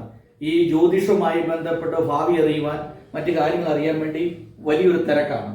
അതിനോടൊപ്പം തന്നെ ദുർമന്ത്രവാദ സേവകൾ, ഹോമങ്ങൾ. അപ്പൊ ഈ ഹോമം എന്നൊക്കെ പറയുന്നത് എന്താണ് ശരിക്കും പറഞ്ഞാൽ? അത് ഈ മൂർത്തികളെ പ്രസാദിപ്പിക്കുക എന്നുള്ളതാണ് ഇതിനകത്ത്. അപ്പൊ ഇതിന്റെ അകത്ത് ഇപ്പൊ ഒരു മൂർത്തിയെ പ്രസാദിപ്പിച്ചു, ചിലപ്പോൾ അടുത്ത മൂർത്തി കോപിക്കാൻ സാധ്യതയുണ്ട്, അല്ലെ? ഉണ്ടാകാം. അപ്പൊ അതിനെ പ്രസാദിപ്പിക്കണം. അപ്പം ഇങ്ങനെ എത്ര മൂർത്തികളെ പ്രസാദിപ്പിക്കേണ്ടതായിട്ടുള്ള ഒരു സാഹചര്യങ്ങളൊക്കെ ഉണ്ട് നിലവില്. അച്ഛന് ഈ കൂടുതലും അച്ഛൻ വിവിധ ഇടങ്ങളിൽ പല ഭാനങ്ങളിൽ പല ക്ഷേത്രങ്ങളിൽ അതിനോട് ബന്ധത്തിൽ ഒക്കെയാണ് അദ്ദേഹം ഈ മന്ത്രവാദം കൂടുതലായിട്ട് ചെയ്യുന്നത്. ഒരു വീട്ടിലെത്തി സമാധാനത്തിന് വേണ്ടി, സ്വസ്ഥതയ്ക്ക് വേണ്ടി, അവരുടെ ഒരു സൗഖ്യത്തിന് വേണ്ടി ഒക്കെ ഇന്നപോലെ ഒരു മന്ത്രവാദം, ഒരു ഹോമം, സുദർശന ഹോമം, മറ്റു പല കാര്യങ്ങളൊക്കെ ഉണ്ട്. അങ്ങനെയൊക്കെ അദ്ദേഹത്തിന് പോകാറുണ്ട്. അദ്ദേഹത്തിന് ഒരു ബ്രാഹ്മണ കമ്മ്യൂണിറ്റിയിലായിട്ടാണ് കൂടുതലും എന്റെ ഫാദറിന് ബന്ധമുണ്ടായിരുന്നത്. അതുകൊണ്ട് അങ്ങനെയുള്ളവരോടായിരുന്നു അദ്ദേഹം കൂടുതൽ പോയിക്കൊണ്ടിരുന്നത്. ഓക്കെ, പിന്നീട് ഈ മുസ്ലിം പള്ളികളിൽ പോയിട്ടുണ്ടെന്ന് പറഞ്ഞല്ലോ. മുസ്ലിങ്ങളുടെ നേർച്ചകളൊക്കെ കൊടുത്തുവിടുമായിരുന്നു. എന്റെ മാതാവിന്റെ മമ്മി ഒരു സമാധാനത്തിന് വേണ്ടി നേർച്ചകളൊക്കെ പല മുസ്ലിം ദേവാലയങ്ങളിലേക്ക് കൈമുഖാന്തരം കൊടുത്തയച്ചതായിട്ട് എനിക്കറിയാം. അപ്പോ ഈ ഹൈന്ദവ ക്ഷേത്രങ്ങൾ സന്ദർശിച്ചു, മുസ്ലിം മോസ്കുകൾ സന്ദർശിച്ചു, അതുപോലെ പിന്നെ നേർച്ചകൾ, കാഴ്ചകൾ നടത്തി, എന്നിട്ടും വീട്ടിൽ യാതൊരു സമാധാനം ഉണ്ടായിരുന്നില്ല, ലെവലേഷൻ പോലും ഉണ്ടായിരുന്നില്ല. ഈ ക്ഷേത്രങ്ങളിലൊക്കെ ചെല്ലുമ്പോൾ അല്ലെങ്കിൽ ഈ മുസ്ലിം ദേവാലയങ്ങളിലൊക്കെ ചെല്ലുമ്പോൾ അവിടുന്ന് ലഭിക്കുന്നതായിട്ടുള്ള ഒരു പ്രതികരണം എന്തൊക്കെയായിരുന്നു? ഇപ്പൊ നമുക്ക് വിടുതൽ ലഭിച്ചില്ല, അപ്പൊ അടുത്ത പ്രാവശ്യം നമ്മൾ ചെല്ലുമ്പോൾ അവിടെ ചെല്ലും പറയും, എനിക്ക് ഇനി പൂജ ചെയ്തിട്ടോ അല്ലെങ്കിൽ ഇതുപോലുള്ള കാര്യങ്ങൾ ചെയ്തിട്ട് യാതൊരു ഗുണവും ഉണ്ടായില്ല. അപ്പൊ അവരുടെ ഒരു പ്രതികരണം ഉണ്ടായിരിക്കും. അല്ല, അങ്ങനെ വരുമ്പോൾ ഈ കൂടുതലായിട്ട് ഒരു വിടുതൽ നടന്നെങ്കിൽ, ഒരു സൗഖ്യമോ അല്ലെങ്കിൽ സമാധാനമോ ലഭിക്കാതിരുന്നില്ല എങ്കിൽ ഇവിടുന്ന് നിങ്ങൾ ചെയ്തു തന്നുകൊണ്ടൊന്നും നടന്നില്ല എന്ന് അവരോട് പറയുന്നതിലുപരിയായി ഒരു പ്രാവശ്യം കൂടെ ഞങ്ങൾക്ക് ചെയ്യണം അല്ലെങ്കിൽ അങ്ങനെ ചെയ്തു തരണം എന്നൊക്കെ പറയത്തുള്ളൂ. ഒരിക്കലും ഇങ്ങനെ ഒരു ഒന്നും നടന്നില്ല, ഞങ്ങൾക്ക് ഒന്നും വിടുതൽ നടന്നില്ല എന്ന് പറയുന്നതിനേക്കാൾ ഉപരിയായിട്ട് ഒരു അല്പം കൂടെ ഞങ്ങൾക്കൊരു സമാധാനത്തിന് വേണ്ടി എന്നേ പറയാറുള്ളൂ. ഓക്കെ, പിന്നീട് ഇങ്ങനെ ഈ ഹൈന്ദവ ക്ഷേത്രങ്ങളൊക്കെ സന്ദർശിച്ചു, ദുർഭൂതങ്ങളുടെ ഉള്ള പ്രാർത്ഥന നടത്തി, മറ്റ് സേവകളും മന്ത്രവാദങ്ങളും ഹോമങ്ങളും നടത്തി, മുസ്ലിം ദേവാലയങ്ങളിൽ പോയി പ്രാർത്ഥന നടത്തിയിട്ടും ഒരു പ്രയോജനം ഒന്നും ഉണ്ടായില്ല. പിന്നീട് എങ്ങനെയാണ് പിന്നീട് പാസ്റ്റർ ഈ ക്രിസ്തീയ വിശ്വാസത്തിലേക്ക് വരാനുള്ള ഒരു സ്റ്റെപ്പ് എങ്ങനെയാണ്? ഞാൻ പ്രാരംഭമായി പറഞ്ഞല്ലോ, എന്റെ വീടിന്റെ പരിസരങ്ങളിൽ കൂടുതലായിട്ടും മർത്തോമ സഭാ വിഭാഗത്തിൽപ്പെട്ട ക്രിസ്ത്യൻസ് ആണ് കൂടുതലും ഉണ്ടായിരുന്നു. ഞാൻ മനസ്സിലാക്കുന്നു എന്നെ ക്രിസ്ത്യൻ ഭാഗത്തിലേക്ക് അല്ലെങ്കിൽ കർത്താവിനെ അറിയുവാൻ ഒരു അവസരം ലഭിച്ചത് അല്ലെങ്കിൽ കർത്താവ് വഴി തുറന്നതിന്റെ പ്രധാനപ്പെട്ട കാരണം ഞാൻ ആൾറെഡി പറഞ്ഞല്ലോ. ഒരു CPM അമ്മച്ചി ഞങ്ങളുടെ വീടിന്റെ അപ്പുറത്തും ഉണ്ടായിരുന്നു. അവരെ ഒരുപാട് ഉപദ്രവിക്കുമായിരുന്നു, അവരെ പ്രയാസപ്പെടുത്തുമായിരുന്നു. അവർ എപ്പോഴും പ്രാർത്ഥിക്കുന്നത് ഞാൻ കേൾക്കുന്നുണ്ടായിരുന്നു. ഒരിക്കൽ അവസരത്തിൽ ഏതോ മാങ്ങ പറിക്കാനോ മോട്ടിച്ച് കഴിക്കാനോ നിന്ന് ആ ബൗണ്ടറി നിൽക്കുന്ന കൂട്ടത്തിൽ ഈ മാതാവും ആ ബൗണ്ടറിയിൽ വന്ന് അവർ നല്ല കറുത്ത കളറാണ്. അപ്പോൾ തന്നെ അവരുടെ പുറമേ ഉള്ളൂ കറുപ്പ്, അകം നന്നായി ശുദ്ധമായ ഒരു മാതാവായിരുന്നു. കാരണം ഒരു വൈരാഗ്യം ആ മാതാവിന്റെ ഹൃദയത്തിലില്ലായിരുന്നു എന്നുള്ളത് എനിക്ക് മനസ്സിലാക്കാൻ കഴിഞ്ഞതിന്റെ ഒരു തെളിവ്. ഈ മാതാവ് അടുത്ത് വരുമ്പോൾ ഇവരിങ്ങനെ ഞങ്ങളുടെ മുള്ളുകമ്പിയൊക്കെ അവ മാറ്റി പക്കലൊക്കെ മാറ്റിയിട്ട് ഇവരെ ഉപദ്രവിക്കുമ്പോഴൊക്കെ ഒരു പറയുന്നുണ്ട്. ഇവര് ഷൂ എന്ന് മാത്രമല്ലാതെ സ്വത്രാം സ്വത്രാം ദൈവമേ കർത്താവേ എന്നൊക്കെ പറയുമല്ലാതെ ഞങ്ങളെ പ്രാഗിയോ ശപിക്കുകയോ ദോഷം ആരോപിക്കുകയോ നിരൂപിക്കുകയോ ആ മാതാവിന്റെ വായിൽ നിന്ന് ഞാൻ കേട്ടിരുന്നു. ഒരവസരത്തിൽ എന്റെ അച്ഛൻ മന്ത്രവാദം എല്ലാം കഴിഞ്ഞ് എന്റെ എലിമെന്റ്സ് അല്ലെങ്കിൽ വാഴ ഇലയും മറ്റു കാര്യങ്ങളൊക്കെ എടുത്ത് ഞങ്ങളെല്ലാം കഴിച്ച് വായിച്ച ശേഷം ഇവരുടെ പറമ്പിലോട്ടാണ് ഇത് വലിച്ചെറിയുന്നത്. അവിടെ ആരും ഈ മാതാവ് മാത്രമേ ഇവിടെ താമസമുള്ളൂ. ഒരു റിട്ടയർഡ് ഹെഡ് മിസ്ട്രസും കൂടെയായിരുന്നു. അപ്പോൾ ഇവരുടെ സ്വന്തക്കാരൊക്കെ അബ്രോഡിലാണ് കൂടുതലും ഉള്ളത്. ഈ മാതാവാണ് കൂടുതൽ സമയത്തും ഒറ്റയ്ക്കാണ്. അവരുടെ സ്വന്തക്കാരൊക്കെ വന്നു പോവുകയൊക്കെ ചെയ്യുന്നത് മാത്രമേ ഉണ്ടായിരുന്നു. അത് അവരുടെ വിശ്വാസമായിരിക്കാം, അവരുടെ ദൈവത്തിന്റെ ആശ്രയമായിരിക്കുന്നതുമായിട്ടുണ്ട്. ഒരവസരത്തിൽ ഈ സൂചനയുടെ എല്ലാം കൂടെ ഇവരുടെ പറമ്പിൽ കിടക്കുമ്പോൾ ഈ അമ്മച്ചി ഇതിന്റെ അരികിൽ കൂടെ നടന്നു വന്ന ഒരു സംഭവം എനിക്ക് ഓർമ്മയുണ്ട്, നന്നായി ഓർമ്മയുണ്ട് ഈ നിമിഷത്തെ പോലെ. അപ്പോൾ ഈ മാതാവ് ഈ ഇലയെ നോക്കിയിട്ട് എന്നും പറയുന്നതിനെക്കാട്ടിൽ കൂടെ ശബ്ദമെടുക്കുന്നതിനെക്കാട്ടിൽ കൂടെ എന്നും ഡാൻസ് ചെയ്യുന്നതിനേക്കാൾ കൂടുതൽ കൈയും കാലും ഒക്കെ എടുത്ത് ആടാനും പാടാനും ശബ്ദം ഉണ്ടാക്കാനും ഒക്കെ തുടങ്ങി. ഞാൻ അവിടെ പമ്മി മാറി നിൽക്കുകയാണ്. അപ്പോൾ ഈ ഇലയുടെ അടുത്ത് ചെന്നപ്പോൾ ഈ തൂശനിലയും തെറ്റിപ്പൂവും കറുത്തയറും മറ്റും ഒക്കെ കണ്ടപ്പോൾ ഈ അമ്മച്ചി എന്നും എന്നത്തെക്കാൾ കൂടുതലൊന്നും വയലന്റ് അല്ല അമ്മച്ചി എന്ന് പറയുന്നത്. നമ്മുടെ ഭാഷയിൽ പറയുമ്പോൾ അല്ലെങ്കിൽ പിന്നെ ദൈവത്തെ അറിയാത്തവർ പറയുന്നത് വയലന്റ് എന്നാണ് പറയുന്നത്. പക്ഷെ അമ്മച്ചി ദൈവാത്മാവിൽ ആണെന്ന് എനിക്ക് മനസ്സിലാകുന്നു. എനിക്ക് ആ മാതാവിനെ കുറിച്ച് പറയുന്നത് വളരെ വേദനയുണ്ട്. അദ്ദേഹം ആ മാതാവ് കർത്താവിനെ മഹത്വപ്പെടുത്തി വേണം പറയേണ്ടത്. ഇപ്രകാരം പറഞ്ഞാൽ കേട്ടിട്ടുണ്ട്, അവൻ ഏതോ ഒരു ഭാഷ തന്റെ വായിൽ നിന്ന് പുറത്തു വരുന്നതിന് കേട്ടു. എന്നായിരുന്നു എനിക്ക് മനസ്സിലായത് എന്ന് മാത്രമേ ഉള്ളൂ. അപ്പോൾ എനിക്ക് ഭയം തോന്നി. കേരളത്തിൽ മലയാള ഭാഷയല്ലാതെ വേറൊരു ഭാഷ ഇന്നും അങ്ങനെയൊക്കെ തന്നെയാണ് കൂടുതൽ. ഇപ്പോഴാണ് ബംഗാളികളും മറ്റു വിവിധ ഭാഷക്കാരൊക്കെ കൂടുതൽ വന്നിരിക്കുന്നത്.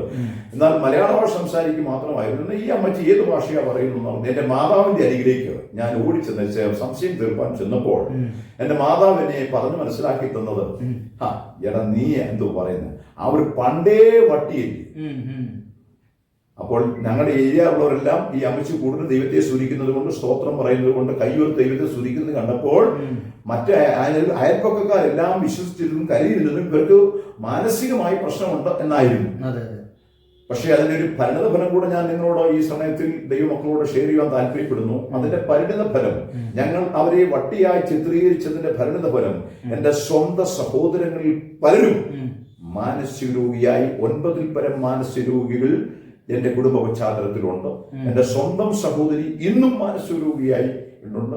എന്റെ ഉപ്പാപ്പന്റെ ഭാര്യയിൽ ഒരാൾ വസ്ത്രം പോലും ഉപയോഗിക്കാതെ അറയിൽ പൂട്ടിയിട്ടിരുന്നതൊക്കെ ഉണ്ട്. ഇന്നും മാനസിക രോഗികൾ പലരും ഞങ്ങളുടെ കുടുംബത്തിലുണ്ട്.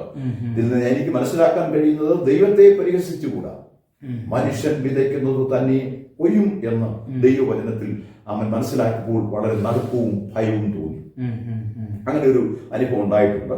എന്നാൽ കൃപയാൽ ഞാൻ വർഷങ്ങൾക്ക് 1983 ഞാൻ ബാംഗ്ലൂർ പട്ടണത്തിലേക്ക് ചെറിയ ജോലിയുടെ ബന്ധത്തിൽ എന്റെ ഉപ്പാപ്പന്മാർ അല്ലെങ്കിൽ ചിറ്റപ്പന്മാർ 2 പേര് ഈ ബാംഗ്ലൂർ സിറ്റിയിലുണ്ട് ഉണ്ടായിരുന്നു. അവർ 2 പേരും ഗവൺമെന്റ് ഡിപ്പാർട്ട്മെന്റിൽ ഉദ്യോഗസ്ഥരായിരുന്നു. ഒരാൾ AC റെക്കോർഡ് സപ്ലൈയിലെ സിവിൽ സൂപ്രണ്ടും, മറ്റൊരാൾ ബാംഗ്ലൂർ ട്രാൻസ്പോർട്ട് സർവീസിന്റെ അക്കൗണ്ടന്റുമായിരുന്നു. അവരാണ് എന്റെ അച്ഛൻ ഇവരെയൊക്കെ വളർത്തി പഠിപ്പിച്ച് അവർക്ക് ജോലിയൊക്കെ വാങ്ങിച്ചു കൊടുത്ത സ്നേഹം കൊണ്ട് എന്നെ ഈ പട്ടണത്തിലേക്ക് അവർ കൊണ്ടുവന്നു, ജോലി മേടിച്ചു തരാൻ. അങ്ങനെ ഇവിടെ വന്നു, മഹാഭാവിയായി ജീവിച്ചു. ഞാൻ നിങ്ങളോട് എല്ലാ കാര്യവും എനിക്ക് അങ്ങോട്ട് പറയാൻ പറ്റത്തില്ല. അത്രമാത്രം മഹാപാപിയായി ജീവിച്ചിരുന്ന ഒരു മനുഷ്യനായിരുന്നു ഞാൻ. എന്റെ അരയ്ക്ക് ചുറ്റും കഞ്ചാവിന്റെ കെട്ടുകളുമായിട്ടാണ് ഞാൻ നടന്നിരുന്നത്. ജോലി സ്ഥാപനത്തിലേക്ക് ഞാൻ പോകുമ്പോൾ രണ്ടും മൂന്നും ചാരായ പാക്കറ്റുകൾ എന്റെ പോക്കറ്റിൽ സൂക്ഷിച്ചിരുന്നു. കാരണം ഏതു സമയത്തും എനിക്ക് ഈ ലഹരി ഉപയോഗിക്കേണ്ടതായിട്ടുള്ളത് കൊണ്ട് ഞാൻ പോക്കറ്റിൽ ഇട്ടാണ് ഡ്യൂട്ടിക്ക് കയറുന്നത്. മിഷൻ സ്റ്റാർട്ട് ചെയ്യണമെങ്കിൽ കഞ്ചാവ് ശരിക്കും ഉപയോഗിച്ചതിന് ശേഷമായിരുന്നു ചെയ്തിരുന്നത്. ഞാൻ പാർത്തൂരം ദേശക്കാർക്ക് എന്നെ അറിയാവുന്നവർക്ക് നന്നായി അറിയാം. അതുകൊണ്ട് എനിക്കൊരു പെറ്റ് നെയിം ഉണ്ടായിരുന്നു, കഞ്ചാവ് വേണു. അങ്ങനെയൊക്കെ അറിയപ്പെട്ട ഒരു മനുഷ്യനായിരുന്നു ഞാൻ. അങ്ങനെ ഒരു മഹാഭാവിയായി ജീവിച്ചു വരുന്ന ഒരു പ്രത്യേക സാഹചര്യത്തിൽ ക്രിസ്ത്യാനികൾ അവിടെ പലരോടും സുവിശേഷം പറയുകയും മറ്റും വരുമ്പോൾ എന്റെ കൂട്ടുകാരൻ എന്നെ ഓടി എന്ന് വിളിക്കും. എടാ വേണു, നീ അങ്ങോട്ട് വന്നാൽ മതി, ഓടിക്കോളൂ എന്ന് പറയും. കാരണം ഞാൻ അത്രത്തോളം ഇവരുമായിട്ട് തർക്കിക്കുമായിരുന്നു.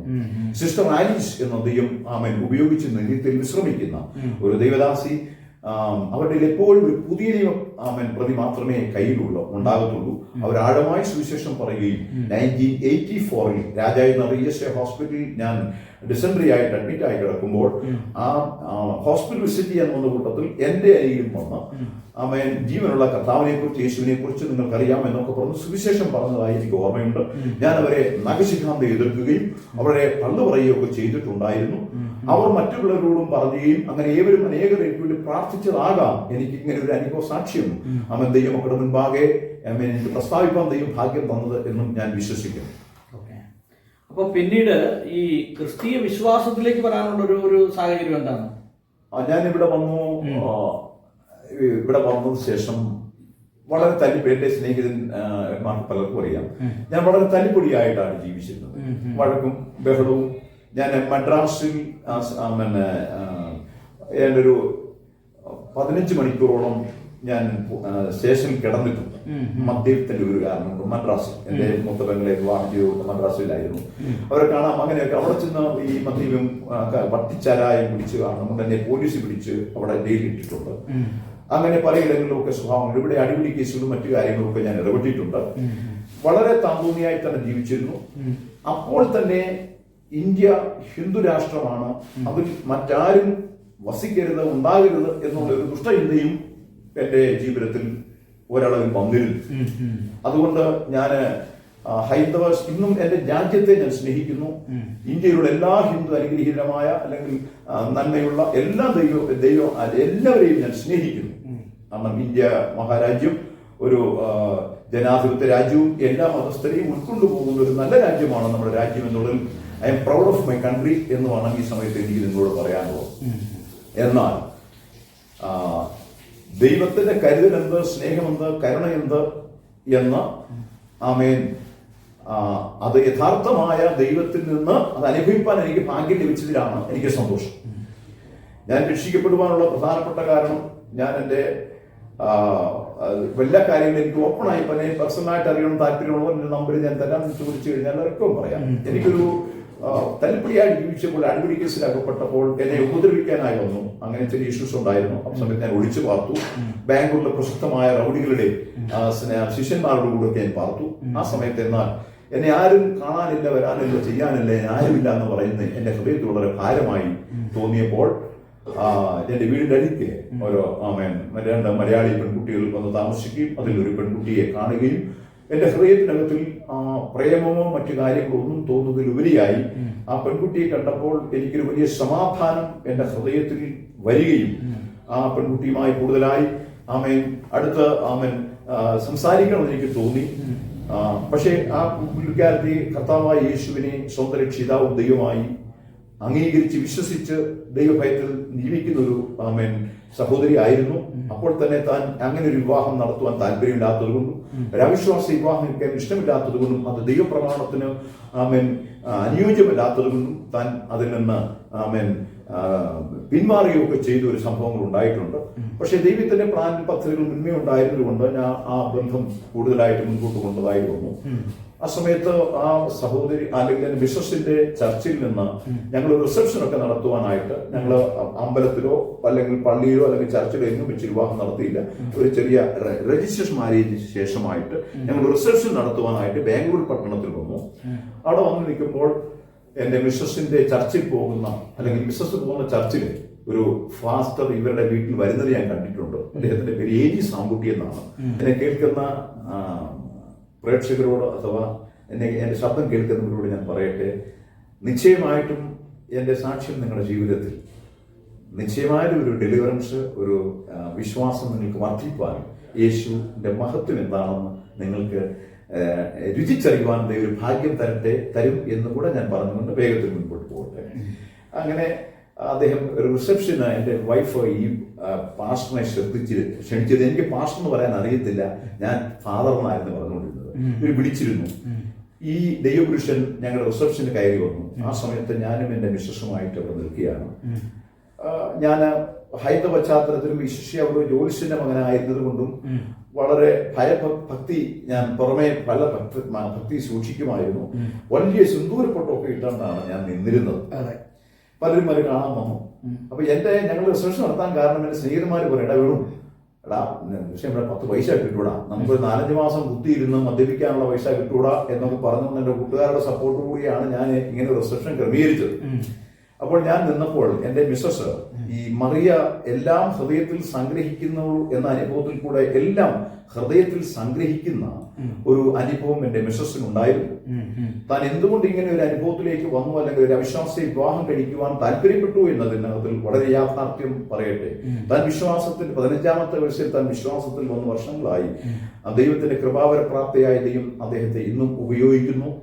ഞങ്ങളുടെ ദൈവസഭയ്ക്കൊക്കെ വളരെ അനുഗ്രഹമായ ദൈവിക വെളിപ്പാടുകളും ദർശനങ്ങളും ഒക്കെ കർത്താവിനെ സാക്ഷീകരിക്കാൻ ദൈവം ആമേൻ ദൈവദാസി കൊടുത്തുകൊണ്ടിരിക്കുന്നു. ടോട്ടലി ഒരു മിതഭാഷിയാണ്. അപ്പോൾ തന്നെ താൻ ഒരു ദർശനം ഇങ്ങനെ 7 പ്രാവശ്യം നാട്ടിൽ വെച്ച് കണ്ടു. അവിശ്വാസിയെ വിവാഹം കഴിക്കുന്നതായിട്ട് താൻ 7 പ്രാവശ്യം ദർശനം കാണുകയും ആ സമയത്ത് തന്റെ വീട്ടിൽ ഇത് പറയുകയും കർത്തദാസനോട് ഷെയർ ചെയ്യുമ്പോൾ അങ്ങനെയൊന്നും വരത്തൊന്നുമില്ല, നീ പ്രാർത്ഥിച്ചാൽ മതി എന്ന് പറയുകയും അങ്ങനെ തന്നെ. പക്ഷെ താൻ കാണുന്ന വെളിപ്പാടിലും ദർശനങ്ങളിലും വളരെ വിശ്വസ്തതയായിരുന്നു താൻ. സോ ഈ പെൺകുട്ടിയെ കണ്ടപ്പോൾ ഇദ്ദേഹം നാട്ടിൽ നിന്ന് വന്നതിന് ശേഷം നേരെ പിറ്റേ ദിവസമാണ് ഞാൻ കാണുന്നത്. ഞാൻ പരിചയപ്പെട്ടു, പേര് ചോദിച്ചു, ഇന്ന പേരാണെന്ന് വന്നു കാര്യങ്ങളൊക്കെ ചോദിച്ചു. തൻ്റെ കൂട്ടിൽ താമസിക്കുന്ന ഒരു പെൺകുട്ടിയുണ്ട്, മേരി എന്ന് പറഞ്ഞു. മേരിക്കുട്ടി അവരുടെ നിന്ന് ഒരു ജോലിക്ക് വേണ്ടി, എൻ്റെ സ്നേഹിതന്റെ സഹോദരിമാർക്ക് ജോലിക്ക് വേണ്ടിയാണ് ചെന്നത്. ഈ പെൺകുട്ടിയെ കണ്ടു സംസാരിച്ചതിന് ശേഷം ഞാൻ തിരികെ നടക്കുമ്പോൾ, മഹാഭാവിയായിരുന്നു ഞാൻ നിങ്ങളോട് പറഞ്ഞല്ലോ, വളരെ പാവപ്രവർത്തികളുമായി ചെയ്ത് നിൽക്കുന്ന മനുഷ്യനായിരുന്നു. മദ്യപിച്ച് ഞാൻ ഗുരുവണ്ടപ്പാളയം എന്ന് പറഞ്ഞ സ്ഥലത്ത് വെറും പാറക്കല്ലി കിടന്നിട്ടുണ്ട്. അത്രമാത്രം ഞാൻ ഒരു വളരെ പാവിയായി ജീവിച്ച പാപസ്വഭാവത്തിൽ വളർന്നവനായിരുന്നു. പക്ഷെ ഈ ദേശത്ത് ഇവിടെ വന്നു കഴിഞ്ഞപ്പോൾ എൻ്റെ ഹൃദയത്തിനകത്തിൽ ഒരു വലിയ ഭയമുണ്ടായിരുന്നു. ഒപ്പം തന്നെ എൻ്റെ ഹൃദയത്തെ, ദൈവമേ, ഇതിൽ നിന്ന് ആരെന്നെ രക്ഷിക്കും, ആരെ വിടിവിക്കും, ഞാൻ ഇങ്ങനെ ആയിപ്പോയല്ലോ, തികഞ്ഞ മദ്യപാനിയും അല്ലെങ്കിൽ ഡ്രഗ്സ് കഞ്ചാവ് ഉപയോഗിക്കുന്നതിനായി തീർന്നല്ലോ, എന്തോ എൻ്റെ ഹൃദയത്തിൽ ഒരു ചിന്ത ഉണ്ടായിരുന്നു. എന്നെ ഒരു ഭവനത്തിൽ പോലും കൈക്കൊള്ളത്തില്ലായിരുന്നു. അങ്ങനെ ഒരു സ്വഭാവത്തിനായിരുന്നു ഞാൻ. എൻ്റെ പേര് കഞ്ചാവ് വീണു എന്ന് നാമകരണം ചെയ്തിട്ടുണ്ട് എന്നെ, കാരണം ഞാൻ ഉപയോഗിക്കുന്നത് കൊണ്ട്.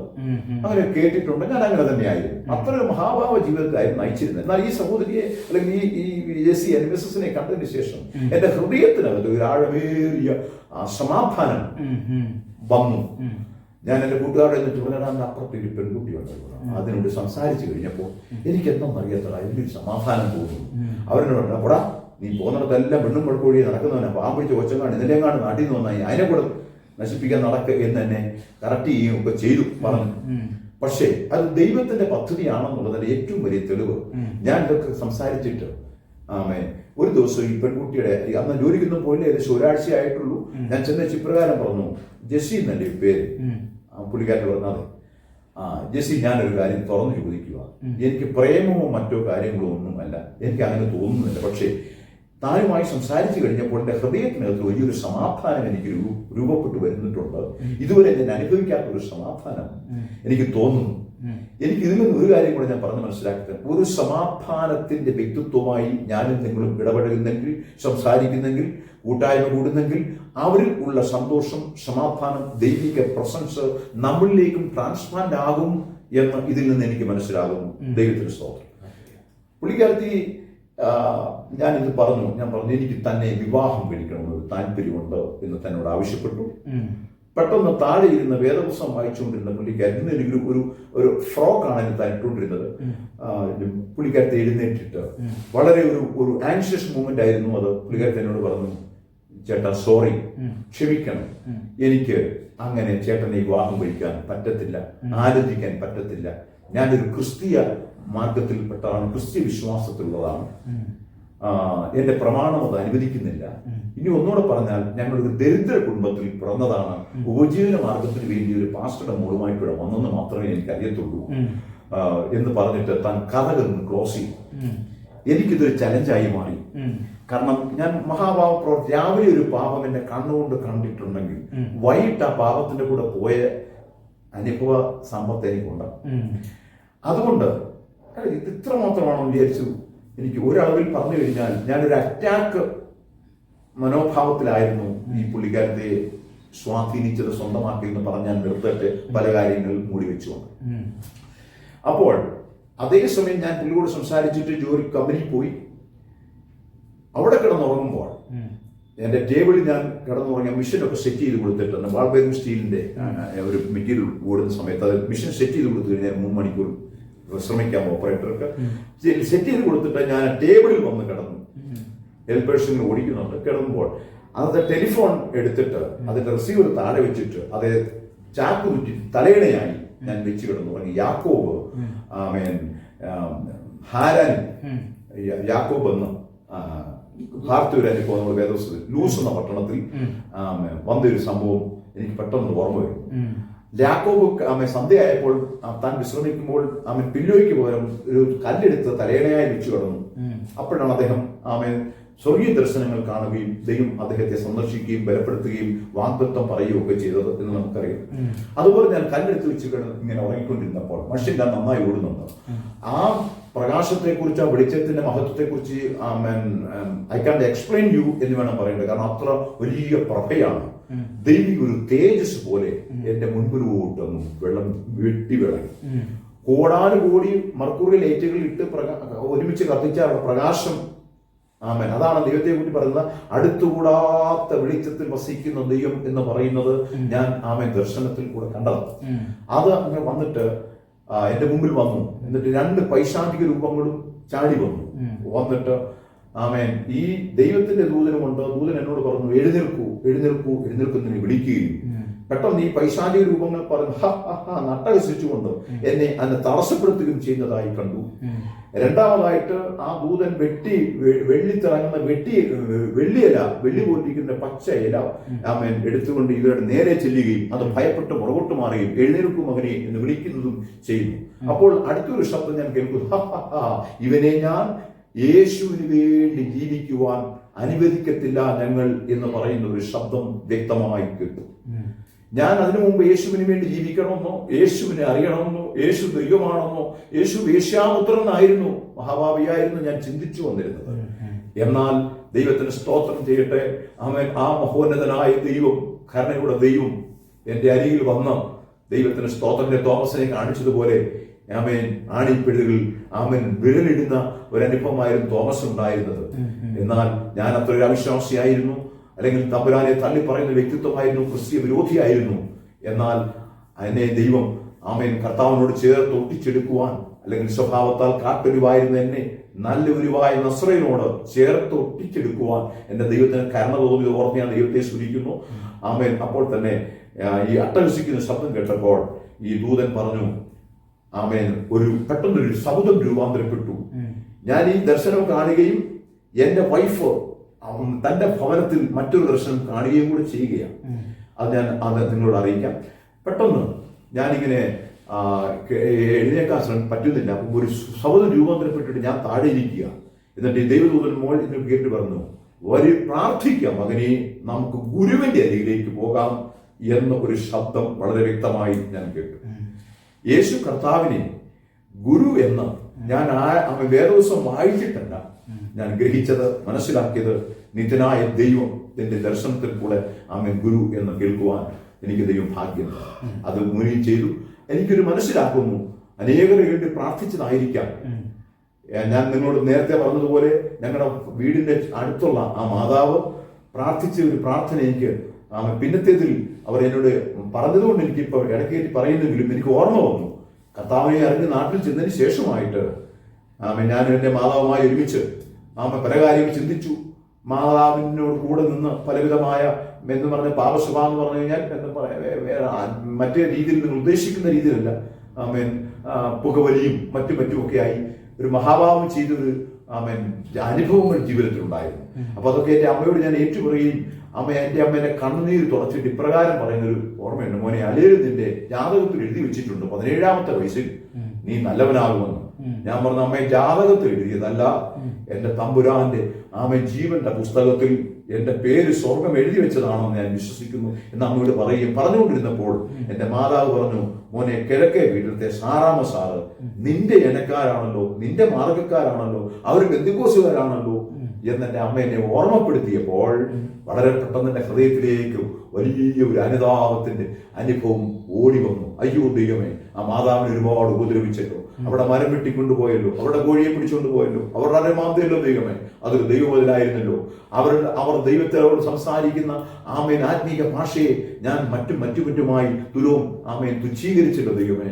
എന്റെ ഹൃദയത്തിൽ ഒരു ആഴമേറിയ പാപബോധം വരികയും ഈ മാതാവിനെ ഒന്ന് പോയി കാണണമെന്ന് എന്റെ ഹൃദയത്തിനകത്തിൽ പരിശുദ്ധാത്മാവ് ഒരു നിയോഗം തന്നു. പലപ്പോഴും കുറുക്ക് വഴിയിൽ കൂടെ ആയിരുന്നു നമ്മൾ ഈ ഭവനത്തിലേക്ക് മാതാവിന്റെ പുരയിടത്തിൽ കയറുന്നത്. എന്നാൽ ഒരു രക്ഷിക്കപ്പെട്ട ഒരു ദൈവത്തിന് ഒരിക്കലും ഒരു കുറുക്ക് വഴി ഉണ്ടാകരുത് എന്നാണ് ദൈവത്തിന്റെ പരിശുദ്ധാത്മാവ് തിരുവചനത്തിൽ കൂടെ നമ്മെ മനസ്സിലാക്കി തരുന്നത്.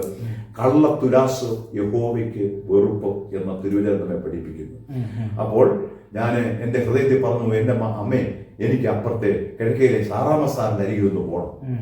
അപ്പോൾ ആ അമ്മച്ചി എന്റെ മമ്മി എന്നോട് പറഞ്ഞു, എടാ അവരൊക്കെ വലിയ മാപ്പിളമാരാണ്, ഞങ്ങളുടെ ക്രിസ്ത്യാനികളെ മാപ്പിളമാരെന്ന് സംബോധന ചെയ്യാറുണ്ട്, അവർ വലിയ പണമുള്ള മാപ്പിളമാർ. നീ ആരൊക്കെ ചെയ്ത് നീ ഈശ്വരനോട് അങ്ങ് പറഞ്ഞാൽ മതി, ഈശ്വരൻ അങ്ങ് ക്ഷമിക്കും, അവരൊക്കെ നമ്മളെ കളിയാക്കുന്നു. ഞാൻ പറഞ്ഞു, ആര് കളിയാക്കിക്കോട്ടെ, അവൻ തന്റെ ലംഘനം ഏറ്റു പറഞ്ഞ് ഉപേക്ഷിക്കുന്നവനോ കരുണലിൽ മറച്ചു വെക്കുന്നതിനോ ശുഭം വരികയില്ല എന്ന് തിരുവെടുത്ത് പറയുന്നുണ്ട് മമ്മി. അതുകൊണ്ട് ഞാൻ ആ മാതാവിന്റെ അരികിലേക്ക് പോകാൻ വിചാരിച്ചു. ഞാൻ നേരെയുള്ള വഴികളിൽ കൂടെ ജീവിതത്തിൽ ആദ്യമായിട്ടാണ് ആ മാതാവിന്റെ അല്ലെങ്കിൽ അമ്മാമ്മയുടെ ഭവനത്തിലേക്ക്, ആ സാറിന്റെ ഭവനത്തിലേക്ക് നേരെ പോകുന്നത്. നേരെ അങ്ങോട്ട് ചെന്നപ്പോൾ ഭൂമുഖത്ത് വിശ്രീയുമായി അന്ന് ഫാനൊക്കെ വളരെ കുറവുള്ള കാര്യമാണ്. വിശ്രീം എന്നൊരു 10-34 വർഷത്തിന് മുമ്പുള്ള കാര്യമാണ്. വിശ്രീയുമായിട്ട് അവൻ ഇരുന്നു, എന്നെ കണ്ടു. ആരാടാ വരുന്നതെന്ന് അവർ മാതാവിനോട് ചോദിച്ചു.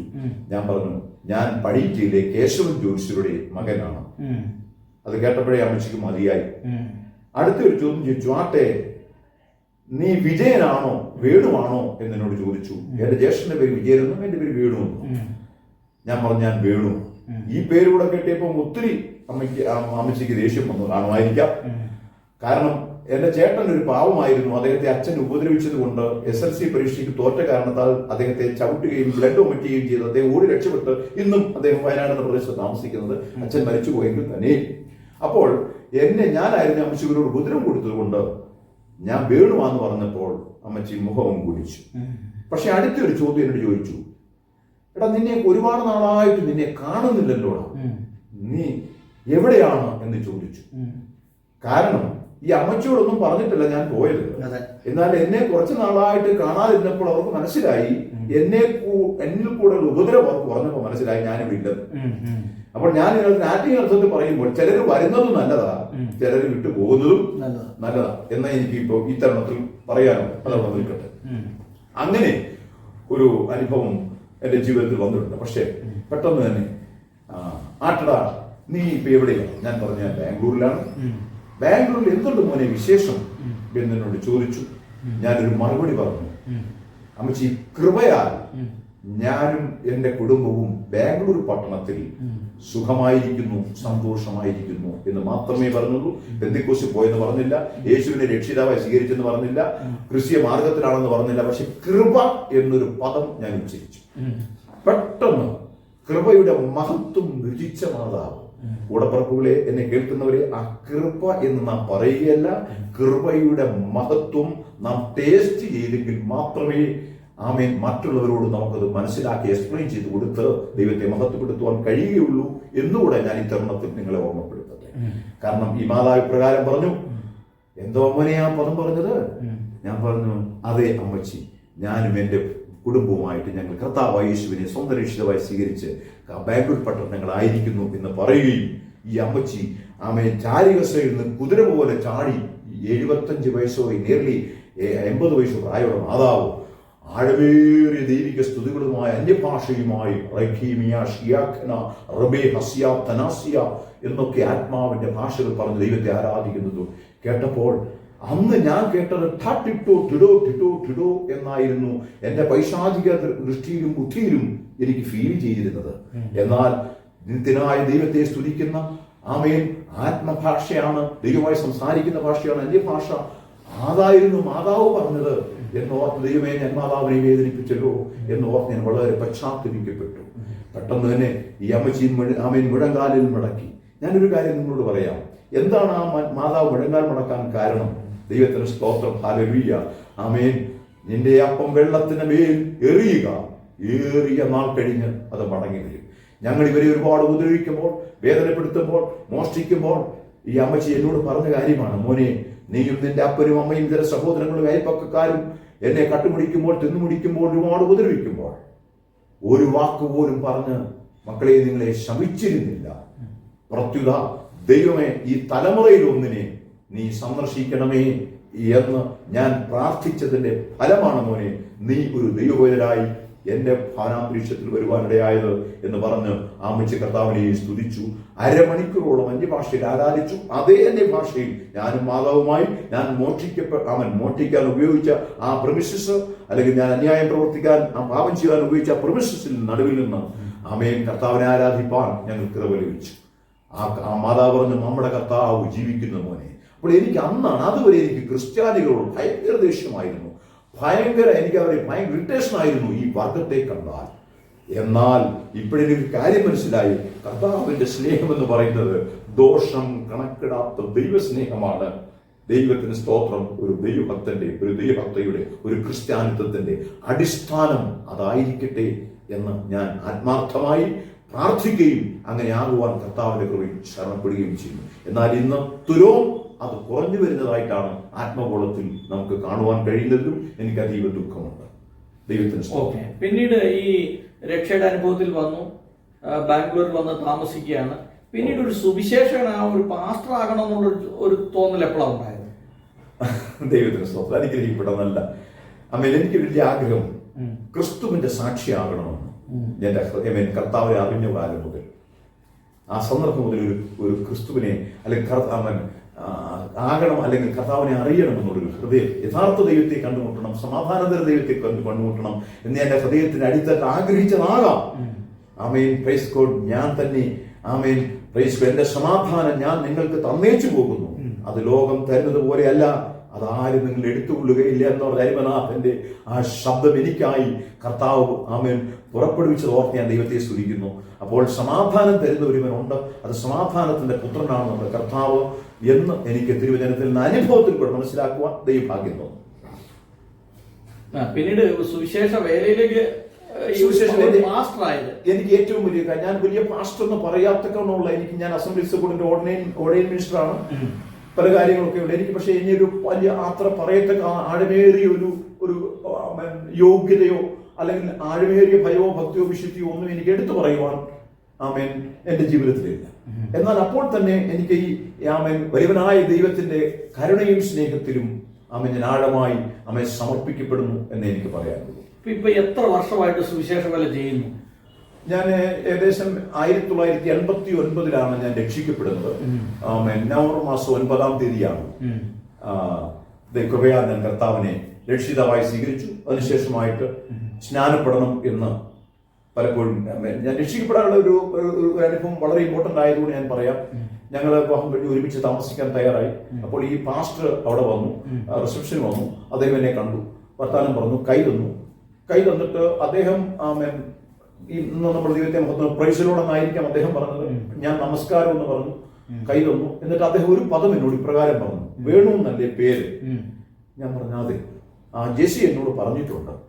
പറഞ്ഞു അതെ, വേണു എന്നാ പേര്.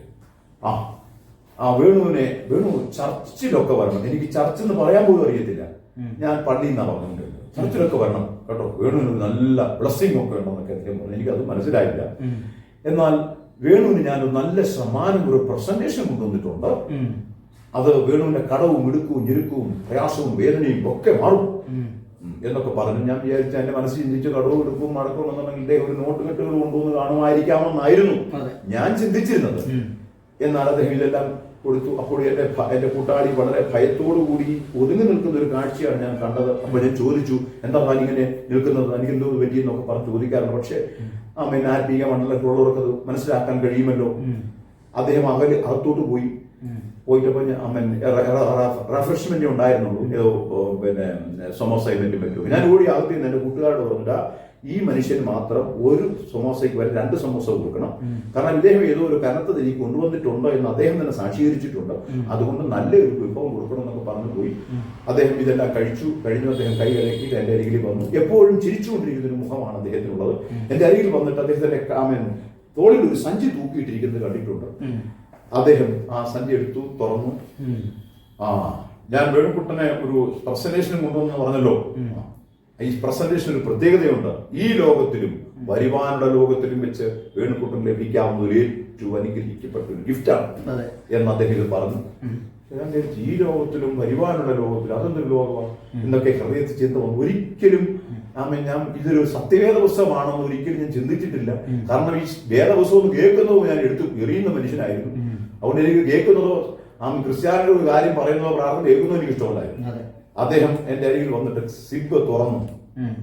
ചതുരത്തിൽ ഗിഫ്റ്റ് കവറിട്ടതായിട്ട് വേദപുസ്തകം നമുക്ക് അറിയത്തില്ല, സ്ക്വയർ ടൈപ്പാണ്. അപ്പൊ എന്റെ മനസ്സ് മുഴുവൻ പറയുന്നത് ഇതിനകത്ത് ഇദ്ദേഹം നോട്ട് ബണ്ടികൾ അടുക്കി വെച്ചിട്ടായിരിക്കാം എന്ന് ഞാൻ വിചാരിച്ചു. പക്ഷെ ഒന്നും കാണുന്നില്ല. അദ്ദേഹത്തിന്റെ കയ്യിൽ ഒരു ചെറിയ കവർ ഇരിക്കുന്ന കണ്ടു.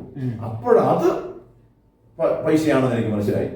അപ്പോൾ അത് മേടിക്കാൻ വേണ്ടിയാണ് ഈ വേദപുസ്തകം ഈ പ്രസന്റേഷൻ മേടിച്ചത്. അത് മേടിച്ചു, എടുത്ത് കൈ തന്നു. അദ്ദേഹം ഏതോ ഒക്കെ എന്നോട് പറഞ്ഞു, വേണ്ടിക്കൊണ്ട് പ്രാർത്ഥിക്കാം എന്നൊക്കെ പറഞ്ഞു. അദ്ദേഹം പോയി. ഞാൻ ഇതെല്ലാം എടുത്തുകൊണ്ട് വീട്ടിൽ കൊണ്ടുപോയി നോക്കിയപ്പോൾ വൃത്തികെട്ടതും നാസ്റ്റി ഗിഫ്റ്റ്സും എന്നെ ബ്ലെയിം ചെയ്യാൻ വേണ്ടി എന്റെ കൂട്ടുകാർ തന്ന ഗിഫ്റ്റും ഉണ്ട്. ആവശ്യമില്ലാത്തതെല്ലാം എടുത്ത് ഡസ്റ്റ്ബിനിൽ കളഞ്ഞു. ഈ വേദപുസ്തകം എടുത്ത് എന്റെ റൂമിനകത്ത് കൊണ്ടുവച്ചു. 1989 സെപ്റ്റംബർ മാസം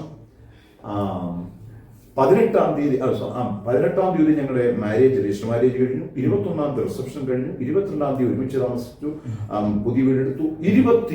നവംബർ 27-ാം തീയതി ഇന്നത്തെ ദിവസം എനിക്ക് ഈ സാക്ഷ്യം പറയുന്നതിൽ ഒത്തിരി സന്തോഷമുണ്ട്. എന്നാന്നറിയാമോ, ഞാൻ രക്ഷിക്കപ്പെട്ടതും നവംബർ 27-ാം തീയതി.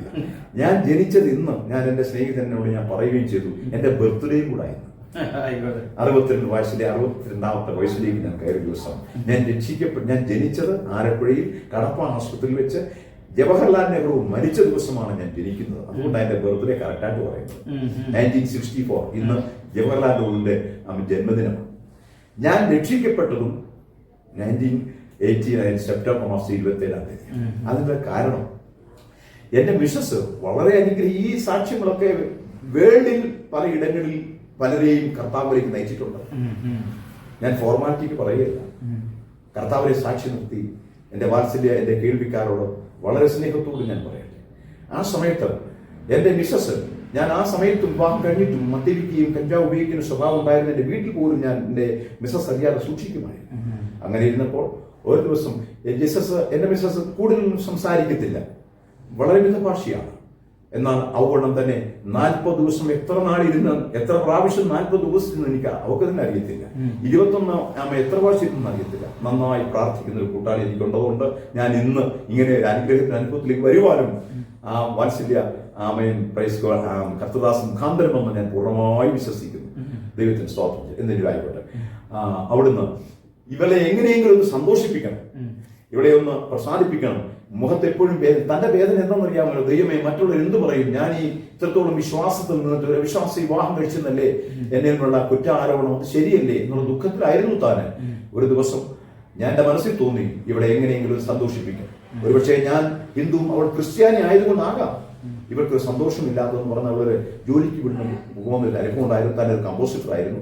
ജോലി കഴിഞ്ഞ് വൈകുന്നേരം വരുന്നതിന് മുമ്പ് എനിക്ക് നൈറ്റ് ഷിഫ്റ്റ് ആയിരുന്നു. എന്റെ മനസ്സിലൊരു ചിന്ത വന്നു, ഒരുപക്ഷെ ഇവരുടെ ദൈവമാങ്ങൾ ആരും ഇവിടെ ഇല്ലാത്തത് കൊണ്ടാണ് ഇവൾക്ക് ഇങ്ങനെ മുഖമൊക്കെ നാനുമായിട്ടിരിക്കുന്നത്. അതുകൊണ്ട് ഇവിടെ ദൈവങ്ങളെ ഒന്നും ഇവിടെ കൊണ്ടുവരണം വിചാരിച്ച് ഞാൻ യശോദൂരം മാർക്കറ്റിൽ പോയി. ഒരു ഉച്ച സമയത്ത് പോയി. അവിടെ പോയി യേശുവിനെയും മറിയയും യോസഫിനെയും ഗിബ്രഗീസഹിതായും എന്നൊക്കെ പറയുന്ന കുറച്ച് രൂപങ്ങളെ, അന്ന് എന്റെ ഓർമ്മ ശരിയാണെന്ന് വൈരായൊന്നും ഇല്ല, അവൻ ഇന്നും ഉണ്ടെന്നല്ല, ഏതോ 100-150 കൊടുത്ത് അച്ചിട്ട് ഫോട്ടോകളൊക്കെ ഞാൻ എടുത്തുകൊണ്ട് വീട്ടിൽ കൊണ്ടുവന്ന് വെച്ചിട്ട് ഞാൻ കിടന്നുറങ്ങി. എന്നെ മിസ്സസ് വൈകുന്നേരം വന്ന് വിളിച്ചു. പെട്ടെന്ന് തന്നെ കഥ തുറക്കുന്നതാ. ആ ഉറക്കക്കുറവായതുകൊണ്ട് ഞാൻ ഇച്ചിരി ലേറ്റായി. കുറച്ച് കഥ തുറന്നു. എന്താ ചേട്ടാ വൈകിട്ട് പോകണ്ടല്ലേ, എന്താ ഇത്ര കിടന്ന് ഉറക്കം? ഉറങ്ങിയില്ലായിരുന്നു. എടൂ, ഞാൻ ഉറങ്ങിയില്ലായിരുന്നു, ഞാൻ ഒരു കാര്യത്തിന് വേണ്ടി പോയതാ. ഞാൻ താണ്ട് ഒരു കാര്യം പറഞ്ഞേക്കാം, ഇനി താൻ ഇങ്ങനെ വിഷമിച്ചു ദുഃഖിച്ചു തല കുടിച്ചു ഇരിക്കരുത്. കാരണം നിങ്ങളുടെ ദൈവങ്ങളെല്ലാം ഇവിടെ വന്നിട്ടുണ്ട്. നോക്കിയപ്പോൾ താൻ നോക്കുമ്പോൾ ഷെൽഫിനകത്ത് ഈ രൂപങ്ങളെല്ലാം ഇരിക്കുക. പുള്ളിക്കാരത്തെ പതുക്കെ നടന്ന്, എനിക്ക് ഇന്നും ഓർമ്മയുണ്ട്, സാരിയുടെ പോന്തൽ കൊണ്ട് അവൻ വീശിക്കൊണ്ട് അടുത്തു വന്നു. എല്ലാം നോക്കി. ഞാൻ പറഞ്ഞു, തനിക്ക് സന്തോഷമായോ ജെസ്സി? തനിക്ക് സമാധാനമായേ? താൻ പറഞ്ഞ മറുപടി, താൻ ഒരു പ്രവാചകിയാണ്, പറയാൻ നമുക്ക് യോഗ്യതയൊന്നുമില്ല, താൻ കർത്താവിനെ അറിഞ്ഞത്. ദൈവത്തിന് സ്തോത്രം ചെയ്ത് താൻ എന്തുകൊണ്ട് നിന്നെന്നറിയാം. അതിന്റെ കേട്ടൊരു കാര്യം പറയട്ടെ. ഞാൻ ടേബിളിൽ കിടന്ന് ദർശനം കാണുമ്പോൾ താനൊരു ദർശനം കാണുന്നു. അവരുടെ നാട്ടിൽ വെച്ച് ഒരു പൊട്ടക്കിണറ്റിൽ ഞാൻ വീണ് കിടക്കുകയാണ്. അവൾ ആടിനെ തീറ്റുന്ന സ്വഭാവം ഉണ്ടായിരുന്നു. ആടിനെ തീറ്റിക്കൊണ്ട് കിണറ്റിങ്ങനെ ഇരിക്കുമ്പോൾ ഞാൻ എന്നെ രക്ഷിക്കണമെന്ന് ഓടിവായോ എന്ന് കരയുകയും താൻ ഒരു കാട്ടിന്റെ മരത്തിൽ നിന്ന് വള്ളി പറിച്ച് കിണറ്റിൽ ഇറക്കി തരികയും ഞാൻ ആ വള്ളിയിൽ പിടിച്ച് കയറുകയും ചെയ്യുന്നത് കണ്ടപ്പോൾ താൻ ദർശനത്തിനും വെളിപ്പാടുകളിലും നല്ല അനുഭവ സമ്പത്തുണ്ടായിരുന്നുകൊണ്ട് ഈ മനുഷ്യനെ കൂടെ നേടുവാനുള്ളതാണെന്ന് താൻ ഗ്രഹിക്കുകയും ദൈവത്തിന് പ്രാപിക്കുകയും ചെയ്തതുകൊണ്ടാണ് ഇത്ര ആക്ഷേപവും അപമാനവും സഹിക്കേണ്ടി വന്നിട്ടും എന്നെ കൂടെ ആമേൻ ചേർത്ത് പിടിക്കുവാൻ എൻ്റെ കൂട്ടാളിക്ക് ദൈവം കൊടുത്ത മനസ്സിനായി ഞാൻ ദൈവത്തെ സ്തുതിക്കുന്നു. ആമേൻ. എന്തെങ്കിലും ഒരു കാര്യം പറഞ്ഞ് ആമേൻ ഒരു മീഡിയാസിന് മുമ്പിൽ വന്നിരുന്ന് കാര്യം പറയുവാനല്ല ഞാൻ ഈ സമയം ഉപയോഗിക്കുന്നത്.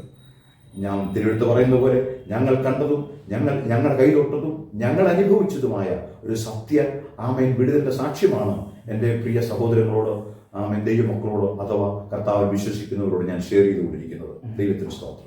അങ്ങനെ ഞങ്ങൾ പെട്ടെന്ന് തന്നെ എൻ്റെ മിസ്സസ് പറഞ്ഞു, അവൾ തൊട്ട് എന്നോട് പറഞ്ഞു, ജീവനുള്ള ദൈവം ആരാണെന്ന് ഞാൻ ചേട്ടന് എൻ്റെ അനുഭവത്തിൽ നിന്നും ആമേൻ തിരുവനന്തപുരത്ത് മനസ്സിലാക്കി തരാം. ഒരു മനുഷ്യന്റെയെങ്കിലും ആണിന്റെയെങ്കിലോ പെണ്ണിന്റെയെങ്കിലോ ആ മനുഷ്യത്തിന്റെ ഇഴയാത്തിൽ ഒന്നിന്റെയും രൂപമുണ്ടാക്കി വഷളത്വം പ്രവർത്തിക്കരുത്. ദൈവം രൂപത്തിൽ വസിക്കുന്നവനല്ല. ദൈവം തേജോമയനാണ്, ദൈവം പരിശുദ്ധനാണ്, ദൈവം ആത്മാവാണ് എന്ന് എൻ്റെ കൂട്ടാളിയാണ്. എനിക്ക് അന്നാ ദൈവം കഴിഞ്ഞാൽ അടുത്ത ആത്മഗുരു എന്ന് പറയുന്നത് എൻ്റെ കൂട്ടാളിയാണ്. അങ്ങനെ പല കാര്യങ്ങളും എനിക്ക് പറയുകയും പറഞ്ഞ് മനസ്സിലാക്കി തരികയും എന്നെ ആമേൻ അനുഗ്രഹീമേരെ ക്രിസ്തീയ ഭാഗത്തിലേക്ക് എന്നെ ആമേൻ നയിക്കുകയും ചെയ്തത് എൻ്റെ കൂട്ടാളി എൻ്റെ ദൈവം എനിക്ക് തന്ന ഭാര്യയുമാണ്. ദൈവത്തിന് സ്തോത്രം ചെയ്തിട്ട് ഇങ്ങനെ പറയുന്നുണ്ടല്ലോ വേദപുസ്തകത്തിൽ, അവൻ അവിശ്വാസിയമായ ഭർത്താവ് ഉള്ളവർക്ക് അവൻ വിശ്വാസിയായ ഭാര്യ നിമിത്തം അവരുടെ വിശ്വാസത്തിൽ കർത്താവിനെ അറിഞ്ഞു വരുമെന്നുള്ള തിരുവെഴുത്ത് എൻ്റെ ജീവിതത്തിൽ നിർവഹിച്ചതോർത്ത് ആമേ കർത്താവ് താഴ്ത്തി ഓർക്കാൻ ദൈവത്തെ സ്തുതിക്കുന്നു. അങ്ങനെ ആയിരുന്നു യേശുവിനെ അവന് അതിനുശേഷമായിട്ട് ദൈവത്തിന് സ്തോത്രം ചെയ്തിട്ട് ഈ സ്നാനത്തിനൊക്കെ ഒരുപാട് കൺഫ്യൂഷനുകളുണ്ട്, പല നടക്കുന്നുണ്ട്, എനിക്കറിയത്തില്ല. പക്ഷെ എനിക്ക് പല വിശ്വാസം വലിയ കൺഫ്യൂസ് ആയിരുന്നു. പിതാവ്, പുത്രൻ, പരിശുദ്ധാത്മാവ്. എടാ, ഇവരെല്ലാം പറയുന്നു ഒറ്റ ദൈവമേ ഉള്ളൂ എന്നെല്ലാരും പറയുന്നുണ്ട്. ക്രിസ്ത്യാനികളെല്ലാം ഏക സത്യ ദൈവം ഒന്നേ ഉള്ളൂ, പാട്ടും ഒക്കെ കയറിയ. പക്ഷെ ഇവർ പറഞ്ഞു പിതാവ് ഒരാൾ, പുത്രൻ ഒരാൾ, പരിശുദ്ധാത്മാവ് ഒരാൾ. ഇതൊന്നും എനിക്ക് വലിയ കൺഫ്യൂസ് ആയിരുന്നു. ഇവിടുന്ന് ഒരു പ്രവാചകൻ എന്നെ തലയെ കണ്ടിട്ട് എന്റെ മിസ്സസിനോട് പറഞ്ഞു, ഈ മനുഷ്യന് വളരെ പ്രയോജനപ്പെടുത്തുന്നവരാണ്, പക്ഷെ ഈ മനുഷ്യന്റെ ഹൃദയത്തിനകത്ത് ഒരു കൊളുത്ത് കിടപ്പുണ്ട്. ആമേൻ പറഞ്ഞ് മനസ്സിലാക്കി കൊടുത്തില്ലെങ്കിൽ വിശ്വാസത്തിൽ നിലനിർത്തരുതെന്ന് പറഞ്ഞു. എന്റെ മിസ്സസ് കാര്യമായിട്ടൊക്കെ പല കാര്യങ്ങൾ പറഞ്ഞ് മനസ്സിലാക്കി കൃപയാൽ ദൈവത്തിന്റെ സത്യത്തിൽ നിന്ന് എനിക്ക് പുത്രപുത്ര പരിശുദ്ധാത്മാവെന്ന ആമേൻ ട്രിനിറ്റി ത്രിയേക ദൈവം ആരെന്ന് കർത്താവ് എനിക്ക് പിന്നത്തേതിൽ മനസ്സിലാക്കി തന്നതോർത്തും പഠിപ്പിച്ചതോർത്ത് ഞാൻ ദൈവത്തെ സ്തുതിക്കുന്നു. എനിവേ ഞാൻ സ്നാനം വന്നു, വിശ്വാസം വന്നു, സ്നാനപ്പെടണമെന്നുള്ളൊരു ആമേൻ അനുഭവത്തിലേക്ക് വന്നു. വിശ്വാസ സ്നാനത്തെ കുറിച്ച് പലരും പറഞ്ഞു. ഞാനിപ്പോൾ നിങ്ങളോട് സംസാരിക്കുന്ന ഈ ദേശത്ത് ഒരു ആമേൻ അസംബ്ലീസ് ഓഫ് ഗോഡ് സഭയുടെ ഒരു ഷാരോൺ അസംബ്ലീസ് ഓഫ് ഗോഡ് സഭ, ദൈവസഭ. ആ സഭയാണ് എൻ്റെ മാതൃസഭ. അവിടെയാണ് ഞാൻ പെട്ടതും. അപ്പോൾ ഞാൻ ഇങ്ങനെ സ്നാനം പറഞ്ഞ കാര്യങ്ങൾ പറഞ്ഞ് മനസ്സിലാക്കുമ്പോൾ സ്നാനപ്പെടണമെന്നുള്ള കാര്യം മനസ്സിലാക്കി ആമേൻ ഞങ്ങൾ തയ്യാറെടുത്തു, തീരുമാനമെടുത്തു. എന്നെ ആമേൻ ദിവസം തന്ന ആ ദൈവപുരുഷനാണ് എന്നെ സ്നാനപ്പെടുത്തിയത്. അങ്ങനെ ഇരിക്കുമ്പോൾ ഞാൻ സ്നാനപ്പെടാനായിട്ട് ഒരുങ്ങി നിന്നപ്പോൾ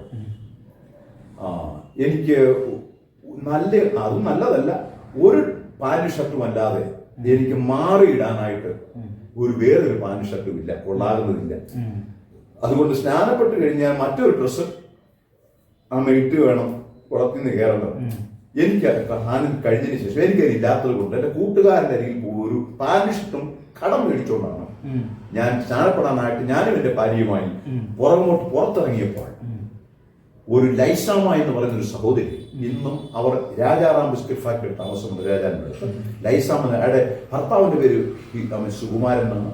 കാരണം നിങ്ങൾ ആരെങ്കിലും എന്തെങ്കിലും ഇനി ഇൻവെസ്റ്റിഗേഷൻ നടത്തിയാലും അത് കൃത്യമായിരിക്കണമെന്ന് പറയുന്നത് അദ്ദേഹം. ഈ പെൺകുട്ടി ഇച്ചിരി സാമ്പത്തികമുള്ളവരായിരുന്നു. അവര് പ്രഭാത സഞ്ചാരം കഴിഞ്ഞിട്ട് നടന്നു വരുന്ന കൂട്ടത്തിൽ ഏകദേശം നിയർലി 7:30 in between 8. ഞങ്ങൾ രണ്ടുപേരും കണ്ടു, വേണുകുട്ടൻ ഇവിടെ പോവാ ഈ രാവിലെ കട്ടുവെള്ളത്തിൽ എങ്ങാൻ പോകാൻ ചോദിച്ചു. ഞാൻ പറഞ്ഞു, ഞാൻ സ്നാനപ്പെടാൻ പോവുകയാണെന്നുള്ള സന്തോഷത്തോടു കൂടി ഈ പ്രിയ സഹോദരിയോട് ഞാൻ പറഞ്ഞു. പറയുവേ എനിക്ക് ഇതിന്റെ കൂരാമാരോടൊക്കെ നമുക്കറിയാം. ഞാൻ വളരെ സന്തോഷം. ഞാൻ വിചാരിച്ചു ഒരു ഹിന്ദുവായ ഞാൻ യേശു കർത്താവിനെ സ്വന്തം രക്ഷിതാവായ ദൈവമായി സ്വീകരിപ്പാൻ സമർപ്പിക്കപ്പെടുമ്പോൾ ക്രിസ്ത്യാനികൾ എല്ലാവരും കൂടെ സന്തോഷിക്കുമെന്നായിരുന്നു ഞാൻ വിചാരിച്ചത്. ദൈവത്തിന്റെ സ്തോത്രം. ഈ സ്നാനത്തിൽ ഇത്ര എതിർപ്പുണ്ടെന്നുള്ള കാര്യം ദിനത്തേൽ വേദവസം വായിക്കുമ്പോഴാണ് അറിയുന്നത്. ഇല്ലില്ല, നിന്നാൽ സ്നാനം ഏൽക്കുവാൻ എനിക്ക് ആവശ്യം എന്ന് അവൻ സുവിശേഷങ്ങൾ നമ്മൾ വായിക്കുന്നുണ്ട്. കർത്താവ് സ്നാനപ്പെടാൻ ചെന്നപ്പോൾ കർത്താവിനെ വിലക്കിയ ചരിത്രമാണ് യോഹന്നാൻ സ്നാപകൻ. അന്ന് ആ വിലക്കുണ്ട്, ഇന്നും ആ വിലക്കുണ്ട്. എന്നാൽ അതിനെ വിലക്കിനെ അതിജീവിച്ച് ഇത് ദൈവത്തിന്റെ ശബ്ദവും ദൈവത്തിന്റെ തിരികതും എന്നറിഞ്ഞ് വിശ്വാസ സ്നാനം സ്വീകരിക്കുവാൻ സമർപ്പിക്കപ്പെടുന്നവരെ ഓർത്ത് ഞാൻ കർത്താവിനെ സ്തുതിക്കുന്നു, ദൈവത്തെ വാഴ്ത്തുന്നു. ദൈവത്തിന് ഇപ്രകാരം നാം സർവ്വനീതിയും നിവർത്തിക്കുന്നത് നമുക്ക് ഉചിതം എന്ന് പറഞ്ഞ് യോർദാന നദിയിൽ യോഹന്നാന്റെ സ്നാപന കൈക്കീഴിൽ മുങ്ങി സ്നാനപ്പെട്ടതാണ് യഥാർത്ഥ സ്നാനമെന്നും സ്നാനം സ്വീകരിച്ചു കഴിയുമ്പോൾ പ്രത്യേകമായിട്ട് കർത്താവിനോട് ചേരുന്ന ഒരു വലിയൊരു അനുഭവ സമ്പത്താണെന്നും എനിക്ക് പിന്നെ മനസ്സിലാക്കാൻ ഇടയായി തീർന്നു. ഒറ്റ കാര്യം കൂടി സ്ഥാനത്തെ കുറിച്ച് പറഞ്ഞ് നിർത്തിയേക്കാൻ ഞാൻ ഇങ്ങനെ നിന്നപ്പോൾ ഈ സഹോദരി പറഞ്ഞു, അത് ശരി, എന്നാ പോയി ചൂടുവെള്ളത്തിലാ മുങ്ങിച്ചു വന്നായിരുന്നെങ്കിൽ ശരീരത്തിന്റെ അഴുക്കെങ്കിലും പോകുമായിരുന്നല്ലോ വേണുകുട്ട എന്ന് ഈ സഹോദരി പറഞ്ഞെന്നെ ആക്ഷേപിച്ചു. പക്ഷെ ഞാൻ പറഞ്ഞല്ലോ, എന്റെ ഭാര്യയ്ക്ക് ഒരു സ്വഭാവം കൊണ്ട് എല്ലാ ഹൃദയത്തിൽ സംഗ്രഹിക്കുന്നതായിരുന്നു. പുള്ളിക്കാർക്ക് എന്ന് പറഞ്ഞു, ചേട്ടൻ ഭാരപ്പെടണ്ട, വന്നാട്ടെ, നമുക്ക് ചർച്ചിലേക്ക് പോകാം. ഞാൻ അവിടെ ചെന്നു. കൃപയാൽ പാസേജി സാമ്പത്തികയുടെ കൈക്കീഴിൽ ഞാൻ വിശ്വാസ സ്നാനം കർത്താവിൽ നിന്ന് പ്രാപിച്ചു, സ്നാനപ്പെട്ടു. വളരെ വർഷങ്ങൾ കഴിഞ്ഞ് ക്യാമ്പസ് ക്രൂസൈഡിൽ ഒരു കൺവെൻഷൻ നടക്കുക. കൺവെൻഷൻ പ്രാസംഗ്യൻ മുല്ലക്കര ദേവസ്യ എന്ന് പറയുന്ന അനുഗ്രഹിക്കൊരു കർത്തൃഭക്തനായിരുന്നു. ഒരു പ്രാസംഗ്യനും രോഗസൗഖ്യത്തിന്റെ വരപ്രാപ്തിയുള്ള ഒരു ദൈവപുരുഷനായിരുന്നു അദ്ദേഹം. ക്യാമ്പസ് ക്രൂസ് സ്റ്റേജിൽ നിന്ന് ശുശ്രൂഷിക്കുമ്പോൾ അദ്ദേഹത്തിന്റെ ശുശ്രൂഷ അനുഭവിക്കാൻ ഞാനും എന്റെ സ്നേഹിതന്മാരും കൂടെ പോയി. എന്നെ അറിയാവുന്നവര്, ഞാൻ അനുഗ്രഹിക്കപ്പെട്ട ദൈവത്താൽ ഒരു ബ്ലസ്സിംഗ് മിനിസ്ട്രി മീൻസ് പ്രാർത്ഥനിക ശുശ്രൂഷയാൽ അല്ലെങ്കിൽ പ്രാർത്ഥനിക ആത്മാവിനാൽ ദൈവനെ നിറച്ചിട്ടുണ്ട്. അത് അനേകർക്ക് പ്രയോജനമാക്കിയിട്ടുള്ള വലിയ പ്രവാചകം പറയുവാനുള്ളതൊന്നും എന്റെ ജീവിതത്തിൽ ഇല്ല. കർത്താവ് തന്നതോടുകൂടി ഞാൻ ദൈവത്തെ സ്തുതിക്കുന്നു. പലർക്കും വേണ്ടി പ്രാർത്ഥിച്ചതുകൊണ്ട് പല ഇടങ്ങളിൽ നിന്നും പലരും ഈ ക്യാമ്പസ് ക്രൂസ് ബാംഗ്ലൂർ മീറ്റിംഗ് വന്നിരുന്നത് കൊണ്ട് എന്നെ കണ്ടപ്പോൾ ചിലർ ഓടി എന്റെ അരികിൽ കൂടി ഫസ്റ്റ് കൊണ്ട് പ്രാർത്ഥിച്ച് ഇവിടെ ഒന്ന് പ്രാർത്ഥിച്ച് എന്തെങ്കിലും ആരോഗ്യമുണ്ട് പറയും എന്നൊക്കെ എന്നെ പറയുന്നത് കേട്ടപ്പോൾ എനിക്ക് പ്രയാസം തോന്നി. കാരണം പാസ്റ്റർ ദേവസ്യ സ്റ്റേജിൽ പ്രസംഗിക്കുന്നു, ഇതിന്റെ പുറയിലൊരു ശുശ്രൂഷയ്ക്ക് അകത്തിലൊരു ശുശ്രൂഷ, അത് ചെയ്യുന്നത് ശരിയല്ലെന്ന് ഞാൻ പല വഴക്കം പറഞ്ഞെങ്കിലും കുറച്ച് കഴിഞ്ഞപ്പോൾ ഞാനൊരു സഹോദരി ഒരു കൈക്കുഞ്ഞിനെ എടുത്തോണ്ട് ഓടി വരുന്ന ഒരു കാഴ്ച കണ്ടു. എനിക്ക് ദൂരെ നോക്കി എവിടെയോ കണ്ടിട്ടുള്ളല്ലോ. നോക്കിയപ്പോൾ അവരെ ഈ ട്രിപ്പ് ഇട്ടിരിക്കുക, കുഞ്ഞിനെ കയ്യിൽ ട്രിപ്പൊക്കെ ഇട്ടിരിക്കുന്ന അങ്ങനെ വെച്ചിട്ട് ഒട്ടിച്ചിട്ടുണ്ട്. ഓടി വന്നിട്ട് എന്റെ ചുറ്റും ആൾക്കാർ നിൽക്കുന്നു. ഈ സഹോദരി ഓടി വന്നിട്ട് എന്നോട് ഇപ്രകാരം ചോദിച്ചു, അയ്യോ ഇത് വേണുവല്ലോ എന്ന് ചോദിച്ചു. അപ്പോൾ അവരെ കേട്ടു അറിഞ്ഞിട്ടുണ്ട് ഞാൻ ഇങ്ങനെ രക്ഷിക്കപ്പെടുന്ന വിശ്വാസത്തെ വന്നിട്ടുണ്ടോ. അയ്യോ ഞാനാരെന്ന് അറിയാമോന്ന് എന്നോട് ചോദിച്ചു. ഞാൻ പറഞ്ഞു, ഈ സിസ്മയെ അറിയാമല്ലോ, ലേശാമയല്ലേ. പക്ഷെ എന്റെ ഉള്ളു പറഞ്ഞു, ചൂടുവെള്ളത്തിൽ പോയി മുങ്ങിട്ട് വന്നാൽ അഴുക്കെങ്കിലും പോകുമായിരുന്നു പറഞ്ഞത് നീ തന്നെയാണെന്ന് എന്റെ ഹൃദയം പറഞ്ഞു. പക്ഷെ ഞാൻ തുറന്നു പറഞ്ഞില്ല. ദൈവത്തിന് സ്തോത്രം. നമുക്കൊന്നും പുകഴുവാനോ പ്രശംസിപ്പാനോ കൂട്ടു സഹോദരങ്ങളിൽ നമുക്കൊന്നുമില്ല. നമുക്ക് എന്തെങ്കിലും പുകഴുവാനോ പ്രശംസിപ്പാനോ ഉണ്ടെങ്കിൽ നസ്രയന്റെ ക്രൂശ് മാത്രമേ ഉള്ളൂ. എനിക്കത് മാത്രമേ എനിക്ക് നിങ്ങളോട് പറയാനുള്ളൂ. ഞാൻ നിങ്ങളുടെ മുമ്പിൽ ഇരുന്ന് ആമേൻ ദൈവത്തിന് സ്തോത്രം ചെയ്ത കാര്യമൊക്കെ പറയുന്ന ശരീരം വിറയ്ക്കുന്നു. കാരണം തമ്പുരാൻ കേട്ടുകൊണ്ടിരിക്കും. ഇല്ലാത്തത് അങ്ങോട്ട് പറഞ്ഞ് തമ്പുരാൻ കീറുകയും ചെയ്യും. മനുഷ്യരെ പ്രസ്ഥാനിപ്പിക്കുന്നവനെ കൊണ്ട് ദൈവത്തെ പ്രസ്ഥാനിപ്പിക്കാൻ കഴിയുന്നതല്ല എന്ന് ഞാൻ അറിയുന്നുണ്ട്. എനിവേ ദൈവത്തിന് സ്തോത്രം ചെയ്യട്ടെ. ഹല്ലേലൂയ. ആ സഹോദരി എന്നോട് പറഞ്ഞു, വേണുകുട്ട ഒരു വാക്കെന്റെ കുഞ്ഞിന് വേണ്ടി ഒന്ന് പ്രാർത്ഥിക്കും. നേരത്തെ എന്തായിരുന്നു പറഞ്ഞത്? ചെന്ന ചൂടുവെള്ളത്തിൽ നിന്ന് അഴുക്ക് പോകും. ഇപ്പോഴെന്ത് പറയുന്നു? വേണുകുട്ടന്റെ കൈ എൻ്റെ കുഞ്ഞിനെ തൊട്ടൊന്ന് പ്രാർത്ഥിക്കുക. Praise God. എനിക്ക് എന്ത് പറയണമെന്ന് എനിക്കറിയത്തില്ല.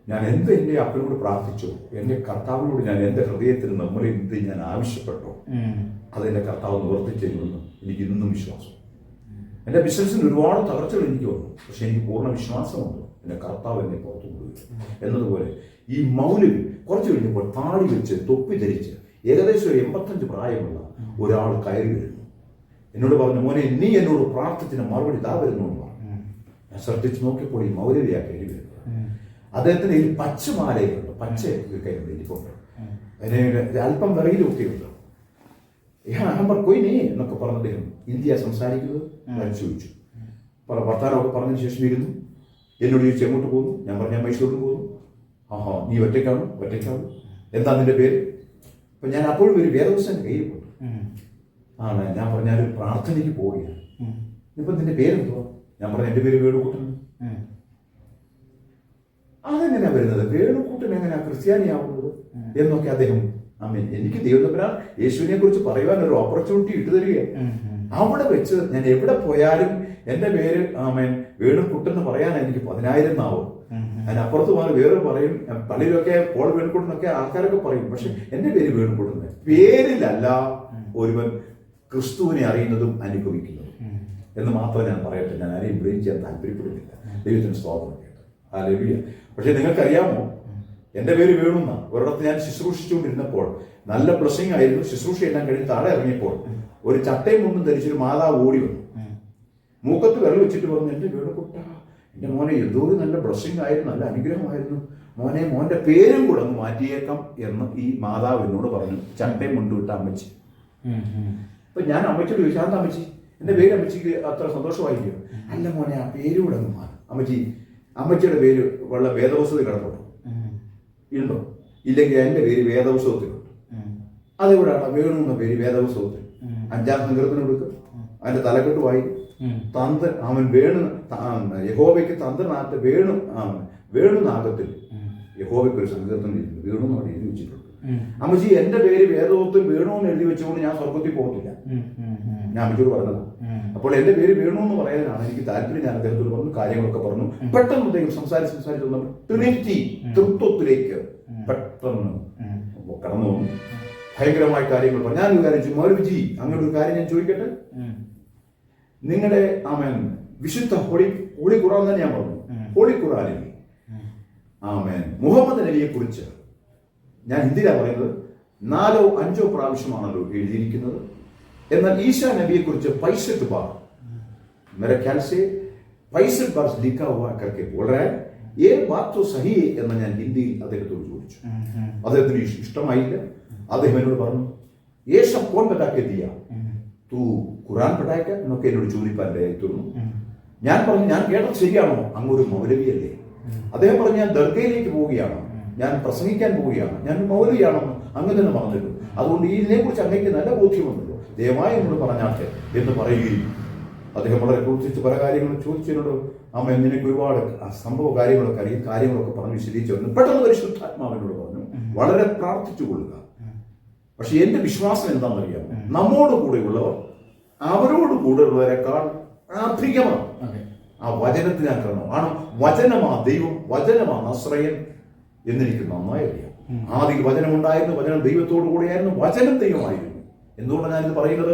ആരെങ്കിലും കേൾക്കുന്നവർക്ക് ഇതൊരു അനുഗ്രഹമായി പോയിക്കോട്ടെ എന്ന ഉദ്ദേശിച്ചെന്ന് പറയുന്നത്. അപ്പോൾ വചനത്തിൽ പ്രത്യാശ വെക്കണം. വചനം ഒരിക്കലും നമ്മെ ചലിക്കത്തില്ല. പലതും മാറും, പലരും മാറും, പല വാക്കുകളും മാറും.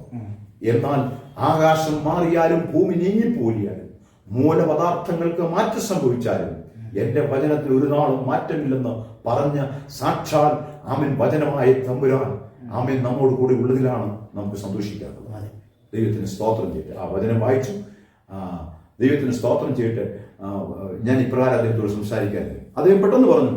അദ്ദേഹം 1 മിനിറ്റ് ഠെറോ എന്ന് പറഞ്ഞിട്ട് ബാത്റൂമിൽ പോയി തലവരയ്ക്കാനും വെള്ളമൊക്കെ ഊരിട്ട് വന്നിട്ട് അദ്ദേഹം ജവമാല കയ്യിലെടുത്തു. ഉടുക്കെ കടിയേ എന്നോട് പറഞ്ഞു. ആരുമില്ല, ആരുമില്ലെന്നല്ല, എന്നാൽ ആത്മാവിൽ പറയട്ടെ, എല്ലാം ആ ക്യാബിനിലുണ്ട്. നിത്യനായ ദൈവം അവിടെയുണ്ട്. ദൈവത്തിന് സ്തോത്രം ചെയ്തിട്ട് ഞാൻ എഴുന്നേറ്റുന്നു. ആത്മിലായി എന്ന് പറഞ്ഞു, കൈ കൊടുത്തു. എന്നിട്ട് അദ്ദേഹം ഒരു പദം എന്നോട് പറഞ്ഞു. മേരക്കോ आजकल 85 उम्र है, 85 वयस्स, 85 उम्र वाला आदमी है। बहुत लोगों को देखा है, बहुत अनुभव मेरा जिंदगी में है, लेकिन मेरा सामने खड़के आमीन दूसरा परमेश्वर को बारे में बात किया था एक ही आदमी तू എന്നോട് പറയുവാനിടയായിട്ട് ഞാൻ എന്റെ ഹൃദയത്തിൽ പറഞ്ഞു, എടാ എന്റെ ദൈവം എനിക്ക് തന്ന അനുഗ്രഹമാണ്, ഒരു മൗലവിയോടാണ് ദൈവത്തെക്കുറിച്ച് പറയേണ്ടത് എന്ന് ഞാൻ ദൈവത്തിന്റെ ഹൃദയത്തിൽ ഒരു ഡെഡിക്കേഷൻ തീരുമാനം കവനന്റ് എടുത്തിരുന്നു. അതിന്റെ റിസൾട്ടാണ് എന്ന് ഞാൻ ഹൃദയത്തിൽ പറഞ്ഞു. ഇതിന്റെ കാര്യങ്ങൾ പറഞ്ഞു, ഒരു കാര്യം പറഞ്ഞു, പല കാര്യങ്ങൾ പറഞ്ഞു, എന്റെ അനുഭവ സാക്ഷ്യങ്ങളെ കുറിച്ച് പറഞ്ഞു, നിങ്ങളോട് പറഞ്ഞു, ഒക്കെ കാര്യങ്ങൾ പറഞ്ഞു. ദൈവത്തിന് സ്തോത്രം. ഞാൻ പറഞ്ഞ മഹാഭാവിയായിരുന്നു, മഹാദോഷിയായിരുന്നു, വൃത്തികെട്ടവനായിരുന്നു. സമൂഹം എന്നെ അവൻ ചേർക്കത്തില്ലായിരുന്നു. ഒരു നേരത്തെ ഭക്ഷണം കഴിക്കാൻ പാകം ചെയ്ത് കഴിക്കുവാൻ മണ്ണെണ്ണ ഇല്ലാത്തത് കൊണ്ട് അവൻ ചിരട്ട പിറക്കി ഓരോ ഭവനങ്ങളിൽ പോയി ചിരട്ട പിറക്കി തെണ്ടിക്കൊണ്ടുവന്ന് അതിൽ ആഹാരം ചെയ്ത് കഴിക്കുമ്പോൾ പലരും ചിരട്ട പിറക്കാൻ ചെല്ലുമ്പോൾ പറഞ്ഞു തന്നിട്ടുണ്ട്, എടാ ദരിദ്രവാസി അവൻ ചിരട്ട വീണു എന്ന് എനിക്ക് പെറ്റ്നെയും ഇട്ടിട്ടുണ്ടായിരുന്നു ഈ പട്ടണം. ദൈവത്തിന് സ്തോത്രം. അങ്ങനെ അനുഭവങ്ങൾ ജീവിതത്തിലൊക്കെ കടന്നുപോയി. പക്ഷെ എല്ലാം പറഞ്ഞു കഴിഞ്ഞപ്പോൾ അവൻ സ്ഥലം എടുക്കാറായപ്പോൾ മൈസൂരിൽ എത്തിയപ്പോൾ അനേക മുസ്ലിങ്ങൾ ഇറങ്ങി അവിടെ എന്തോ അവൻ ഫംഗ്ഷൻ നടക്കുക അവിടെ ദർഗയില്. ഞാൻ ഇറങ്ങി, അദ്ദേഹം എന്നോട് ഇപ്രകാരം പറഞ്ഞു, देखो विनोद भाई तू एकदम एक विशेष आदमी है, मेरे को अच्छी तरह मालूम है, दूसरा लोग को जैसा नहीं है, लेकिन आपको भरोसा आगे बढ़ के जाने के लिए तू एक काम करना, मेरे को दरगाह में डालने के लिए ചുട്ടാ देना എന്ന് പറഞ്ഞു. ചെറിയ നാണയത്തുട്ടുകൾ കൊടുക്കണം, നിന്നെ പോലുള്ള സമൂഹത്തിന് ആവശ്യമാണ്, ഇത് അവിടെ കൊണ്ടിടണം എന്ന് പറഞ്ഞു. പെട്ടെന്ന് പരിശുദ്ധാത്മാവ് ഇപ്രകാരം വളരെ പ്രാർത്ഥിക്കാൻ പറഞ്ഞു, ഒരു പൈസ പോലും ഇവന് കൊടുക്കരുത് ദൈവാത്മാവാണ്. ഞാൻ പറഞ്ഞു, എന്റെ കർത്താവ് ഞങ്ങളുടെ കർത്താവിന് ഒരു രൂപ പോലും കൊടുത്ത് ഒരു പ്രസാദം ഞങ്ങൾക്ക് അറിയത്തില്ല, ഞങ്ങൾ വാങ്ങിക്കത്തുമില്ല. ഞങ്ങളുടെ ചർച്ചയിൽ എന്തെങ്കിലും സാമ്പത്തികം കൊടുക്കുന്നെങ്കിൽ ചർച്ചിന്റെ ആക്ടിവിറ്റീസ് മറ്റു ആവശ്യങ്ങൾക്ക് വേണ്ടിയാണ്. എന്റെ യേശുവിന് ഒന്നും വേണ്ട. എന്റെ യേശുവിന് വേണ്ടത് എന്റെയും നമ്മൾ സകല മനുഷ്യരുടെയും ശുദ്ധ ഹൃദയമാണ് ദൈവത്തിന് വേണ്ടത്. നിങ്ങൾക്ക് വേണം ഞാൻ ചിലപ്പോൾ പൈസ തരാമെന്ന് പറഞ്ഞ് 50 രൂപ എടുത്ത് മൗലവി കാപ്പ് പിടിച്ചു എന്ന് പറഞ്ഞ് വിൽക്കുകയും ആമേൻ താഴെ ഇറങ്ങി വളരെ കൈ കൊടുത്ത് പിടിച്ചിട്ട് നീ വളരെ പ്രയോജനപ്പെടും, നീ അനേകരെ ആമേൻ ഈ മാർഗത്തിലേക്ക് നടത്തും എന്ന് അദ്ദേഹം എന്നെ ആമേൻ തന്റെ ഭാഷയിൽ പറയുന്നത് കേട്ടിട്ടുണ്ട്. ഞാൻ പറഞ്ഞതിന്റെ ആശയം ബ്രാഹ്മണ കമ്മ്യൂണിറ്റി ഉള്ളവരെ ഞാൻ തെളിവ് സഹിതം പറയാം. ഇന്നും അദ്ദേഹം ആമേൻ മൈസൂരിൽ താമസിക്കുന്നു, ആഠ്യ ബ്രാഹ്മണനാണ്, കന്നഡികനാണ്. അദ്ദേഹത്തെ കൂടെ എൻ്റെ സാക്ഷി നിമിത്തവും അദ്ദേഹത്തോട് പറഞ്ഞ ദൈവാലോചന നിമിത്തവും അദ്ദേഹം സകലം വലിച്ചറിഞ്ഞ് വിദ്യാർത്ഥികളെടുത്ത് അദ്ദേഹത്തിന്റെ കുടുംബങ്ങളുണ്ട്, ദാവണികരെ അദ്ദേഹത്തിന്റെ കുടുംബ പശ്ചാത്തലങ്ങളുണ്ട്, എല്ലാവരും ഉണ്ട്. പക്ഷേ അദ്ദേഹം കർത്താവായ യേശുവിനെ സ്വന്തം രക്ഷവും ദൈവമായി സ്വീകരിച്ച് ആമേൻ ഇന്ന് അദ്ദേഹം ഉണ്ട്. ഇന്നും എപ്പോഴും കഴിഞ്ഞ ദിവസം കൂടെ എന്നെ വിളിച്ചു പ്രാർത്ഥിക്കുന്നു. അങ്ങനെ അനേകരെ കർത്താവിലേക്ക് നടത്തുവാൻ, ആദായപ്പെടുത്തുവാൻ ദൈവനെ ഉപയോഗിച്ചു എന്ന സാക്ഷ്യമാണ് പ്രിയ സഹോദരങ്ങളെ എനിക്ക് നിങ്ങളോട് പറയുവാനുള്ളത്. എങ്ങനെയാണ് ദൈവനെ നടത്തിയത്? ഇനി എന്തൊക്കെയാണ് പാസ്റ്ററുടെ ഒരു ഭാവി പദ്ധതികൾ എന്തൊക്കെയാണ്? എനിക്കൊരു എൻ്റെ പിതാവ് എൻ്റെ അരികിൽ വന്ന് അല്ലെങ്കിൽ അദ്ദേഹം വളരെ പ്രയാസപ്പെടുത്തിയിട്ടുണ്ട്, വേദനപ്പെടുത്തിയിട്ടുണ്ട്. ആമേൻ ദൈവത്തിന്റെ ദൈവത്തിലേക്ക് അദ്ദേഹം നടത്തുന്ന അനുഭവത്തിൽ നിന്ന് ഞാൻ മനസ്സിലാക്കുന്ന പോലെ അതിന് യഥാർത്ഥ റൂട്ടിലായിരുന്നു അദ്ദേഹം സഞ്ചരിച്ചിരുന്നത്.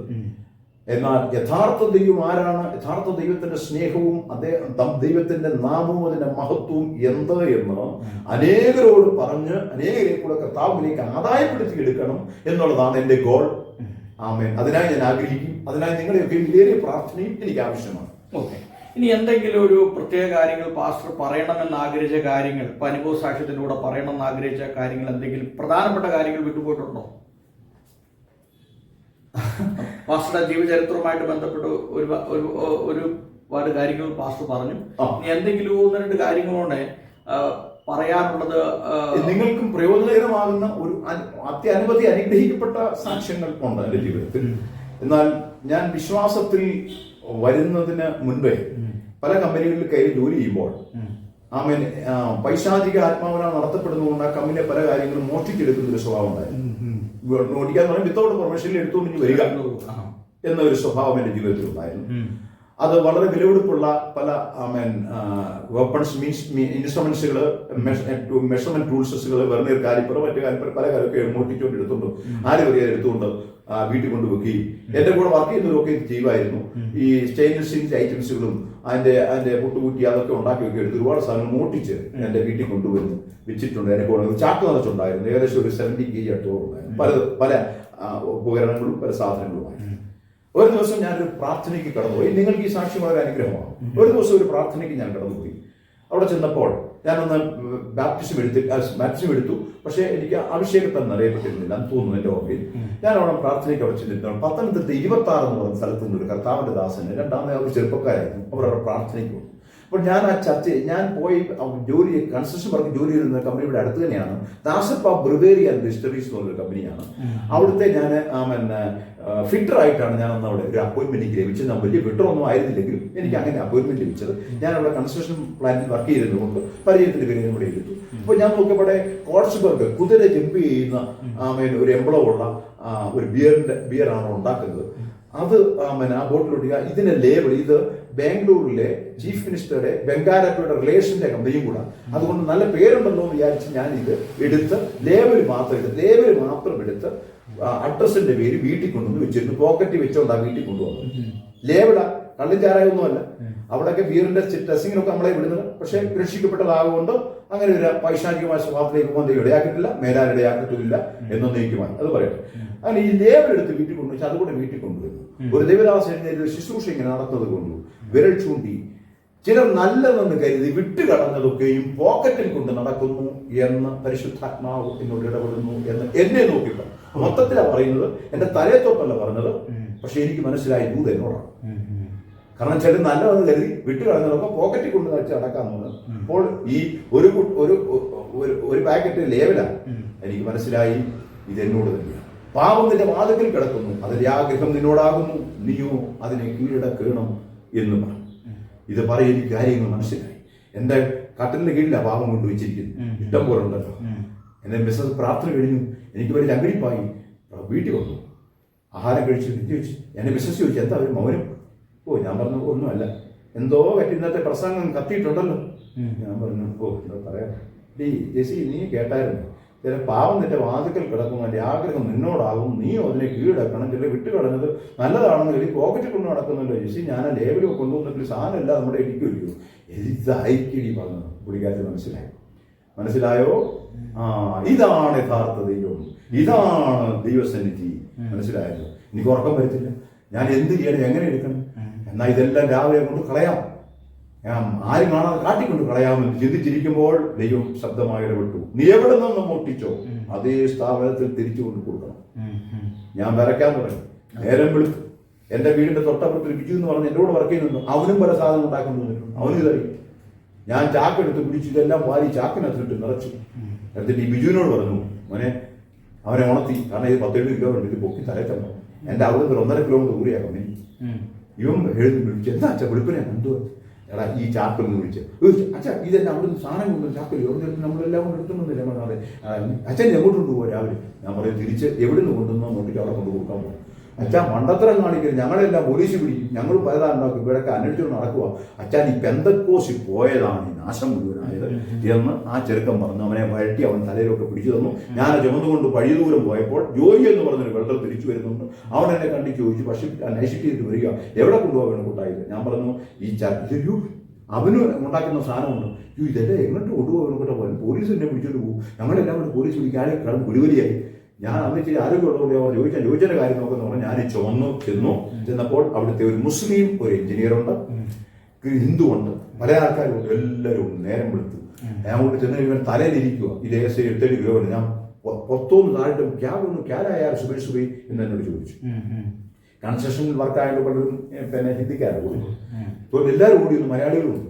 ഞാൻ താഴ്ത്തുന്ന ഞാൻ 2 കൈ കൂപ്പിട്ട് പറയുന്നത്, അയ്യോ ദയവായി എന്നെ പോലീസിൽ ഏൽപ്പിക്കരുത് എന്നൊരു എനിക്കൊരു പ്രോമിസ് ചെയ്യണം. എടാ നിന്നെ എന്തിനാ ഞങ്ങൾ പോലീസിൽ പറഞ്ഞു? എന്തോ ഞാൻ ചാക്ക് കെട്ടയച്ചപ്പോൾ ഉടനിട്ടപ്പോൾ ആ കമ്പനിയിലുള്ള വിടവിടിപ്പുള്ള പല സാധനങ്ങളും ഇതിനകത്ത് കിടക്കും. ഈ സാധനങ്ങൾ പലതില്ലാത്തവർ ജർമ്മനി വരെ ഓർഡർ ചെയ്തിട്ടുണ്ട്. അതെല്ലാം കണ്ടപ്പോൾ അവർ എഞ്ചിൻ ചോദിച്ചു, വേറുഭായി കൈസ उठाके गया रहन से हम लोग ये तो सामान के लिए हम लोग इधर ढूंढ रहे तो हम और भी कर चुका है.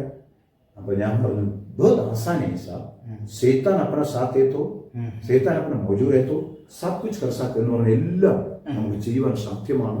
പൈശാചികന്റെ സ്പിരിറ്റ്, പൈശാചികന്റെ ഗൈഡൻസ്, പൈശാചികന്റെ പ്രസൻസ് നമ്മോട് കൂടെ ഉണ്ടെങ്കിൽ എന്ത് അന്യായവും നാം ചെയ്യുവാനിടയായി തീരും എന്ന് പറയുവാനിടയായി തീർന്നു. അദ്ദേഹം വളരെ എന്നെ അപ്രീഷിയേറ്റ് ചെയ്തു. അദ്ദേഹം പറഞ്ഞു ചെയ്യാം, വേണുക്കുട്ട നീ ഒരു മാനസാന്തരം വന്നു, നിനക്കിത് ഇതിനകത്ത് മുമുക്തി നേടാമെന്ന് വിചാരിച്ചാണെങ്കിൽ അഭിമാനത്തിന് വേണ്ടി വേണമെങ്കിൽ നീ മറ്റു പലയിടത്തും ഇത് കൊണ്ട് കളഞ്ഞേച്ചാൽ മതിയായിരുന്നല്ലോ എന്നാൽ നിന്റെ വിശ്വാസം, നിന്റെ മാനസാന്തരം യഥാർത്ഥമാണെന്ന് ഗ്രഹിക്കുന്നതിന്റെ കാരണം നീ മോട്ടിച്ചെടുത്ത് തന്നെ ഇത് കൊണ്ടുവന്നല്ലോ. ആമേൻ. റിയലി അപ്രീഷിയേറ്റ് ചെയ്യൂ, ഞങ്ങൾ ചെയ്യുന്നു, കീപ് ഇറ്റ് അപ്പ് എന്ന് പറഞ്ഞ് എന്നെ വിട്ട ഒരു വലിയ ഇനി അടുത്തുള്ള സാക്ഷ്യം ഇതിനേക്കാൾ ശ്രേഷ്ഠകരമായ പല അനുഭവ സാക്ഷ്യങ്ങളും കർത്താവിന്റെ ജീവിതത്തിൽ തന്നിട്ടുണ്ട്. എല്ലാം ഓർത്ത് ഞാൻ കർത്താവിനെ സ്തുതിക്കുന്നു. ഓക്കെ, അപ്പോൾ എന്തായാലും പാസ്റ്ററുടെ ജീവിതത്തിൽ ഒരുപാട് കാര്യങ്ങൾ നമ്മൾ പങ്കുവച്ചു. ഇനി നമുക്ക് അടുത്ത ഒരു സെക്ഷനായിട്ട് നമുക്ക് പിന്നീട് ബാക്കിയുള്ള കാര്യങ്ങൾ കേൾക്കാം. അപ്പം ഈ പൊതുവെ ഈ യങ്സ്റ്റേഴ്സിനോടും സുവിശേഷ പ്രവർത്തകരോടും എന്താണ് പാസ്റ്റർക്ക് ഒരു സന്ദേശം പറയാനായിട്ടുള്ളത്? എനിക്ക് അത് പറയുമ്പോൾ ഒരു സാക്ഷ്യത്തിൽ കൂടി ബലപ്പെടുത്തിയേ പറ്റും. എന്താണ് സന്ദേശം പറയാനുള്ളതെന്നോ ദൈവത്തിന്റെ ചോദ്യം ഇട്ടപ്പോൾ അതിന് തക്ക ഒരു മറുപടി എൻ്റെ ഒരു അനുഭവത്തിന്റെ സാക്ഷ്യത്തിൽ കൂടെ തന്നെ നിങ്ങൾക്കത് മനസ്സിലാക്കി തരാൻ ഞാൻ ആഗ്രഹിക്കുന്നു. ഞാൻ പറഞ്ഞല്ലോ, എനിക്ക് ക്രിസ്ത്യാനികളോടുള്ള ഒരു ദിവസത്തെ ഒരു സമയത്തുള്ള ഒരു സ്നേഹമുണ്ട്. അത് ക്രിസ്മസിനോട് വിളിച്ച് ആ സമയത്ത് എനിക്ക് ക്രിസ്ത്യാനികളോട് സ്നേഹം കൂടുതൽ. കാരണം എന്തെന്ന് പറഞ്ഞാൽ ഞങ്ങളുടെ അടുത്തുള്ളൊരു മർത്തോമ ചർച്ചുണ്ട്. അവിടെ ഞങ്ങളുടെ വീടിന്റെ മൂലയ്ക്കാണ് എൻ്റെ നെയിം ബോർഡ് വെച്ചിരിക്കുന്നത്. അവിടെയുള്ള പലരും എന്നെ ഞങ്ങളെ അറിയാം, ഞങ്ങളുടെ കുടുംബത്തെ അറിയാം. പലരും പല ആവശ്യങ്ങൾക്കും ഞങ്ങളുടെ വീട്ടിൽ വരുന്നതാണ്, അതൊക്കെ അറിയാം. എന്നെ അക്ഷരം പഠിപ്പിച്ച അല്ലെങ്കിൽ ഹെഡ് മാസ്റ്റർ ആയിരുന്ന ഒരു ബേബി സാറ് രക്ഷയൊക്കെ കെട്ടി എഴുതുന്നതായിട്ട് എൻ്റെ അപ്പൻ്റെ മുമ്പിൽ കൈ നീട്ടി നിൽക്കുന്നത് ഞാൻ കണ്ടിട്ടുണ്ട്. അത് അങ്ങോട്ട് എൻ്റെ അനുഭവമാണ് ഈ പറയുന്നത്. ഓക്കെ, എനിവേ, അപ്പോൾ ഇവിടെ വൈദ്യനെ ഈ പിന്നെ കരോളിന് പോകുന്ന ഒരു സിസ്റ്റം ഉണ്ട്. അപ്പോൾ അതിന് റിഹേഴ്സലൊക്കെ ഉണ്ട്, പല പാട്ടും കൂത്തും ഒക്കെ അടിച്ചിട്ട് സൈഡ്രമൊക്കെ അടിക്കും. മൗത്ത് ഓർഗൺ ആണെന്നുള്ളത് ഇന്ത്യ ലേറ്റസ്റ്റ് ആയിട്ടുള്ള ഇൻസ്ട്രുമെന്റ്സ് ഒക്കെ വന്നത്. മൗത്ത് ഓർഗൺ ആയിട്ട് ഭയങ്കര സന്തോഷവും. എനിക്കെന്താ ഇവരോട് അന്ന് ക്രിസ്ത്യാനികളുള്ള സ്നേഹം. അച്ഛയമ്മയോട് എന്നിച്ച് പറയാം, എൻ്റെ പൊന്നച്ച എന്നെ കൂടെ ഒന്ന് കൊണ്ടുപോകണേച്ചാ, എന്നെ കൂടെ വിളിക്കണേ. എന്താണെന്നറിയാവോ, ഈ സ്റ്റാർ തൂക്കി കൊണ്ട് നടക്കുന്നത് കമ്പുണ്ട്, ചീനിക്കമ്പ. അത് പിടിച്ചു നടക്കുന്നതിന് വെളുപ്പിനെ 3 മണി 4 മണി വരെ നടന്നാൽ 50 രൂപ കൂലി കിട്ടും. സ്റ്റാർ എടുത്തുകൊണ്ട് നടക്കുന്ന ആർട്ടിഫിഷ്യൽ സ്റ്റാറാണ്. സ്റ്റാർ എടുത്ത് നടക്കുന്നതിന് പിന്നെ അതിന് മെഴുകുതിരിയൊക്കെ വെച്ചിട്ട് പതുക്കെ നടക്കണം, നല്ല പരിചയമാണ്, എക്സ്പീരിയൻസ് ഉണ്ട്. അങ്ങനെയുള്ളവന് വെളുപ്പുന്ന വരെ ചുമക്കുന്നതിന് 100 രൂപ. അപ്പോൾ നമുക്ക് ഏതായാലും ഈ ക്രോസ് കുരിശി വെക്കാനുള്ള അത്രയും കപ്പാസിറ്റി ഇല്ല. അപ്പൊ എന്തിനാണ് ഞാൻ ഇവരുടെ കൂടെ പോകുന്നത്? മറ്റൊന്നും കൊണ്ടല്ല, ഞാൻ ചെറിയ പ്രായത്തിലെ വല്ലതും വലിച്ചു വാരി തിന്നുന്ന സ്വഭാവം ഉണ്ടായിരുന്നു. അപ്പൊ ഓരോ വീടുകളിൽ ചെല്ലുമ്പോൾ എന്നാ പറയുന്നത്, ഇഡ്ഡലി സാമ്പാറും ഒക്കെ കിട്ടും. അപ്പം അതൊന്ന് ഭക്ഷിക്കാൻ വേണ്ടിയാണ് ഞാൻ ഈ അച്ഛയന്മാരെ ചാക്കിട്ട് പിടിക്കുന്നത്. അപ്പൊ അവര് പറയപ്പെടാ എന്റെ അപ്പനറിഞ്ഞ ഞങ്ങളെ ശരിയാക്കും അതാന്നൊക്കെ പറയാറൊക്കെ ഉണ്ടെങ്കിലും ഈ ശബ്ദം കേട്ടപ്പോൾ അന്ന് മാത്രം എനിക്ക് ക്രിസ്ത്യാനികളുടെ ഭയങ്കര പ്രേമമാണ്. അങ്ങനെ ഞാൻ പോയൊരു സമൂഹ സ്ഥലത്തുകൊണ്ട് ഞാൻ ബാംഗ്ലൂർ പട്ടണത്തിൽ വന്ന് ഏകദേശം രക്ഷിക്കപ്പെടുന്ന അവസരത്തിന് ചില നാളുകൾക്ക് മുന്നമേ എൻ്റെ ഒരു കൂട്ടുകാരുണ്ടായിരുന്നു, മർത്തോമക്കാരനാണ്, സാബു എന്ന പേര്. ഇപ്പോഴത്തെ കേരളത്തിലുണ്ട്. അദ്ദേഹം ഞാൻ ഒരുമിച്ചാണ് ജീവിക്കുന്നത്, ഒരേ റൂമിലാണ് കിടക്കുന്നത്. അവൻ എന്നോട് പറഞ്ഞു, എടാ അളിയ, സ്നേഹം മൂത്ത് കഴിഞ്ഞാൽ പിന്നെ എല്ലാവരും അളിയന്മാരാ. എടാ അളിയ, എടാ നിനക്ക് കരോളിനെ പറ്റി അറിയാമെന്ന് ചോദിച്ചു. ഞാൻ പറഞ്ഞു, അവിടെ കൊള്ളാം, ഞാൻ അതിനകത്ത് കിടന്നു പറ്റുമോ, നിനക്കറിയത്തില്ല. എടാ നാട്ടിലൊക്കെ പോയി 50-100 ഒക്കെ താളെ കിട്ടത്തുള്ളൂ. ബാംഗ്ലൂരിലാണെങ്കിൽ 500 പുലിത്താളൊക്കെ നമുക്ക് കിട്ടും. ഒരു 4-5 മാസം ഇരുന്ന് കുടിക്കാനുള്ളത് കിട്ടും. ഓ, ഞാൻ നോലാച്ച് നോക്കുമ്പോൾ ശരിയാ, എന്നാ നമുക്കൊരു ടീം അങ്ങ് ഫോം ചെയ്യാമല്ലോ. എന്താണ് നമ്മുടെ എടാ ശരിയാവണം, ഞാൻ ഇതിനകത്ത് പോയിട്ടുണ്ടെങ്കിൽ കാര്യമൊക്കെ അറിയാമെന്നൊക്കെ പറഞ്ഞു. ആ എന്നാ ശരിയാവുന്നു. ഞങ്ങൾ വളരെ പെട്ടെന്ന് ഒരു ടീം അങ്ങ് ഫോം ചെയ്തു. എവിടുന്നോ സൈക്കിളും എടുത്തു, എവിടുന്നോ ജോസഫിന്റെ ഡ്രസ്സും ഉണ്ണിയേശുവിനെയും അതും ഒക്കെ എടുത്തു റെഡിയാക്കി എല്ലാം വെച്ച് റിഹേഴ്സൽ ആരംഭിച്ചു. ഏകദേശം 2 മണി തൊട്ട് 4-5 മണി വരെ റിഹേഴ്സൽ ആരംഭിച്ചു. പല പാർട്ടികൾ ഓരോരുത്തർക്ക് കൊടുത്ത കൂട്ടത്തിൽ എനിക്കൊരു പാട്ട് തന്നു. എന്റെ പാട്ടാണ്, അതിവിശേഷിച്ചൊരു പാട്ടാണ് എനിക്കത്. നല്ല പാട്ടൊക്കെ പാടും, ഉണ്ണി പിറന്നു, ഉണ്ണി യേശു പിറന്നു എന്നൊക്കെ പറഞ്ഞ് പാട്ട് പാടിയിട്ട് പാട്ടെല്ലാം നിർത്തുമ്പോൾ ഒരേ താളത്തിൽ നിർത്തണം. നിർത്തിയിട്ട് മുൻപോട്ട് കടന്നു വന്നിട്ടൊരു വാക്യം വായിക്കണം. ജനത്തെ എവിടെ പോന്നോ അവിടെ വായിച്ച് കേൾപ്പിക്കണം. അനുഗ്രഹത്തിന്റെ വാക്യം അതാണ് എന്നെ ചുമതലപ്പെടുത്തിയിരിക്കുന്നത്. അപ്പോൾ അവർ എഴുതി തന്നു ലൂക്കോസിന്റെ സുവിശേഷം. ഇന്നാണത് പറയുന്നത്. ലൂക്കോസിന്റെ സുവിശേഷം 2-ാം അധ്യായത്തിന്റെ 14 വാക്യങ്ങളാണ്. അത് വാക്യം ഇപ്രകാരമാണ്: അത്യുന്നതങ്ങളിൽ ദൈവത്തിന് മഹത്വം, ഭൂമിയിൽ ദൈവപ്രസാദമുള്ളവർക്കോ സമാധാനം. ഞാൻ 5-8 പ്രാവശ്യം തിരിഞ്ഞും തിരിഞ്ഞും ഒക്കെ ഇത് ഹൃദയസ്ഥമാക്കിയൊക്കെ വെച്ചിരിക്കുക. എങ്കിലും ആ ബുദ്ധിയിലൊന്നും കിട്ടുന്നുമില്ല. എങ്കിലും എനിക്ക് ഇച്ചിരി വാക്ചാതുര്യമുണ്ട്. എന്നെ പഠിപ്പിച്ച വാദ്യാരും എന്ന് പറയും, ദൈവത്തിന് സ്തോത്രം ചെയ്യട്ടെ. എൻ്റെ പൊന്നുതമ്പുരാനെ മഹത്വപ്പെടുത്തുവാൻ കരുണയിൽ ആശ്രയിച്ച് പറയട്ടെ 10,000 നാവ് തമ്പുരാൻ വന്നു. എനിക്ക് അത്ര സന്തോഷമാണ്. ഞാൻ വലിയ മടുപ്പിനോ ഭക്തനോ പ്രവാചകനോ ഒന്നും പറയാൻ യോഗ്യതയില്ല. ദൈവത്തിന് സ്തോത്രം ചെയ്യട്ടെ. കർത്താവിന്റെ ദയ എന്നെ അറുത്ത് മുറിച്ചിട്ട് ഇടാൻ നിൽക്കുന്ന മുമ്പ് ഒരു യേശുവിന്റെ ദൈവത്വത്തെ ഞാൻ ചെളിയും. എനിക്കതിന് ദൈവകൃപ തന്നിട്ടുണ്ട്. പൈശാചിക ശക്തികളെ, വ്യാപാരങ്ങളെ, ബാധകളെ ദൈവത്തിന് സ്തോത്രം കേട്ട് 21 ഭൂതം പിടിച്ചേരി 10 ഭൂതം 3 ഭൂതം ഒരുപാടിനൊക്കെ എനിക്ക് ബഹളമൊന്നും ഉണ്ടാക്കുന്ന എനിക്കിഷ്ടമല്ല. പോന്ന് പറഞ്ഞാൽ പോക്കോണം. ദൈവത്തിന് സ്തോത്രം. ഉരുട്ടിയിട്ട് ചവിട്ടി കൂടുതലൊന്നും ചെയ്യത്തില്ല. നസ്രയുടെ നാമത്തിൽ നിനക്ക് പോകാം. അതേ ഞാൻ പറയുന്നു. അതിന്റെ മഹത്വം ഞാൻ കണ്ടിരിക്കും. മിടുക്കനൊന്നുമല്ല, ദൈവത്തിന്റെ ദയ. എൻ്റെ ശുശ്രൂഷയുടെ ലൈൻ ഈ ടൈപ്പ് ഒക്കെ അവിടെ നിൽക്കട്ടെ. അപ്പം ഞാൻ ഒരു വീട്ടിൽ ആദ്യമായിട്ട് ചെന്നു. ഏകദേശം ഒരു സന്ധ്യയായി വീട്ടിലോട്ട് ചെന്നു. പാട്ടും എല്ലാം തുടങ്ങി. കരോൾ ഗാനങ്ങളൊക്കെ ഇട്ടു. യേശു ഉണ്ണി പിറന്നു, ഉണ്ണി യേശു പിറന്നു എന്നൊക്കെ പറഞ്ഞ പാട്ട് പാടി പ്രേമർക്ക് അടിച്ചു. ഒരേ താളത്തിൽ അടിച്ചു നിർത്തി. അവനുണ്ടാ എന്നെ വിളിച്ചു. എൻ്റെ റോള് അവതരിപ്പിക്കാൻ അങ്ങോട്ട് ചെന്നത്. ഞാൻ അങ്ങോട്ട് തലയിൽ നെറ്റിക്ക് തിരുനെറ്റിയിലൊരു റിബണുമൊക്കെ വൈറ്റ് റിബണുമൊക്കെ കെട്ടി അന്നത്തിരി മുറിയൊക്കെ ഒന്ന് ഈ ലോകപ്രകാരം ജീവിക്കുമല്ലോ. അങ്ങനെയൊക്കെ എന്നെ ഇരിക്കുന്നുണ്ട്. അതിൻ്റെ കൂടെ ഇത്തിരി 100 അടിച്ചിട്ടുമുണ്ട്. എല്ലാം ഉണ്ട്. അവിടെ ചെന്നിട്ട് ഞാൻ അങ്ങോട്ട് മുന്നോട്ട് ഒരു പാട്ട് പാടാൻ തുടങ്ങി. പറഞ്ഞിട്ട് 2 കരങ്ങളും മുന്നോട്ട് ഉയർത്തി നിർത്തിയിട്ട് ഇപ്രകാരം പറഞ്ഞു: അത്യുന്നതങ്ങളിൽ ദൈവത്തിന് മഹത്വം, ഇപ്പൊ കൂടെ ഉള്ളവരെല്ലാം കൂടെ മഹത്വം, ഭൂമിയിൽ ദൈവപ്രസാദം ഉള്ളവർക്കോ അമേൻ സമാധാനം, എല്ലാവരുടെ ചേർന്ന് സമാധാനം എന്ന് പറയും. ആ വീട്ടിന്റെ ഉടമസ്ഥൻ എനിക്ക് ഒന്നത്തിന് രാജ്യം തന്നുണ്ടായിരുന്നു. അദ്ദേഹം ഇതങ്ങനെ ഇടയ്ക്ക് കൂടെ അദ്ദേഹം മദ്യപിച്ചിട്ടുണ്ട്. കഞ്ചാവ് വീണൂല്ലോടാ ഈ വിളിച്ചു പറയുന്നത്, ഈ സന്ദേശം വിളിച്ചു പറയുന്നത് എന്നാണ് അദ്ദേഹം ഉറക്കെ പറഞ്ഞത്. മറ്റെല്ലാവരും കേൾക്കുന്നതിനേക്കാട്ടിൽ ഉപരിയായി എന്റെ ചെവിക്കകത്തോട്ട് വന്നു. അപ്പൊ സുവിശേഷത്തിനൊക്കെ എന്തോ നിങ്ങൾക്ക് പ്രതിദിനത്തോട് പറയാനുള്ളതെന്ന് ദൈവത്തെ ചോദിച്ചതിന്റെ മറുപടിയാണ് ഞാൻ പറയുന്നത്. എന്റെ അനുഭവ സാക്ഷ്യം നൽകി ദൈവത്തിന് സ്തോത്രം ചെയ്യട്ടെ. ആമേൻ. ഒരു പ്രത്യേക രീതിയിലുള്ള അനുഭവ സാക്ഷ്യം എന്ന് പറഞ്ഞാൽ അനുഭവത്തിന്റെ സാക്ഷ്യം. അപ്പൊ ഞാനിത് എന്റെ ചെവിക്കകത്ത് കേട്ടു. പെട്ടപ്പോൾ എനിക്കും എന്റെ ഹൃദയം നുറുങ്ങിപ്പോയി.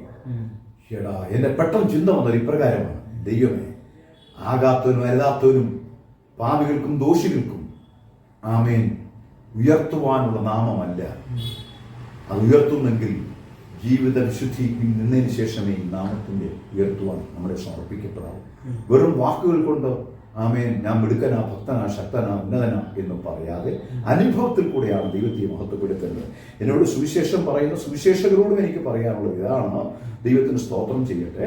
നമ്മുടെ ജീവിതത്തിന്റെ അനുഭവത്തിൽ നിന്നായിരിക്കണം ആമേൻ ദൈവത്തിന് സ്തോത്രം ചെയ്യട്ടെ മറ്റുള്ളവരും കൂടെ ആമേൻ യേശുവിനെ അറിയുവാനായത്. അതുകൊണ്ട് ഞാൻ പറഞ്ഞു മനസ്സിലാക്കുന്നത്, ഞാൻ താമസിക്കുന്ന ഭവനാന്തരീക്ഷത്തിൽ വന്ന് എനിക്കറിയാം എൻ്റെ ബിസിനസ് ലൈനിൽ വരുമ്പം പ്രയാസം വന്നത് ഒഴിച്ചാൽ വേറെ ഒറ്റ രീതിയിലും ദൈവത്തിന് സ്തോത്രം ചെയ്തിട്ട് ആമേൻ. ഞാൻ താമസിക്കുന്ന ഒരു എയർഫോഴ്സ് ഉദ്യോഗസ്ഥന്മാരുടെ അപ്പാർട്ട്മെന്റിലാണ്.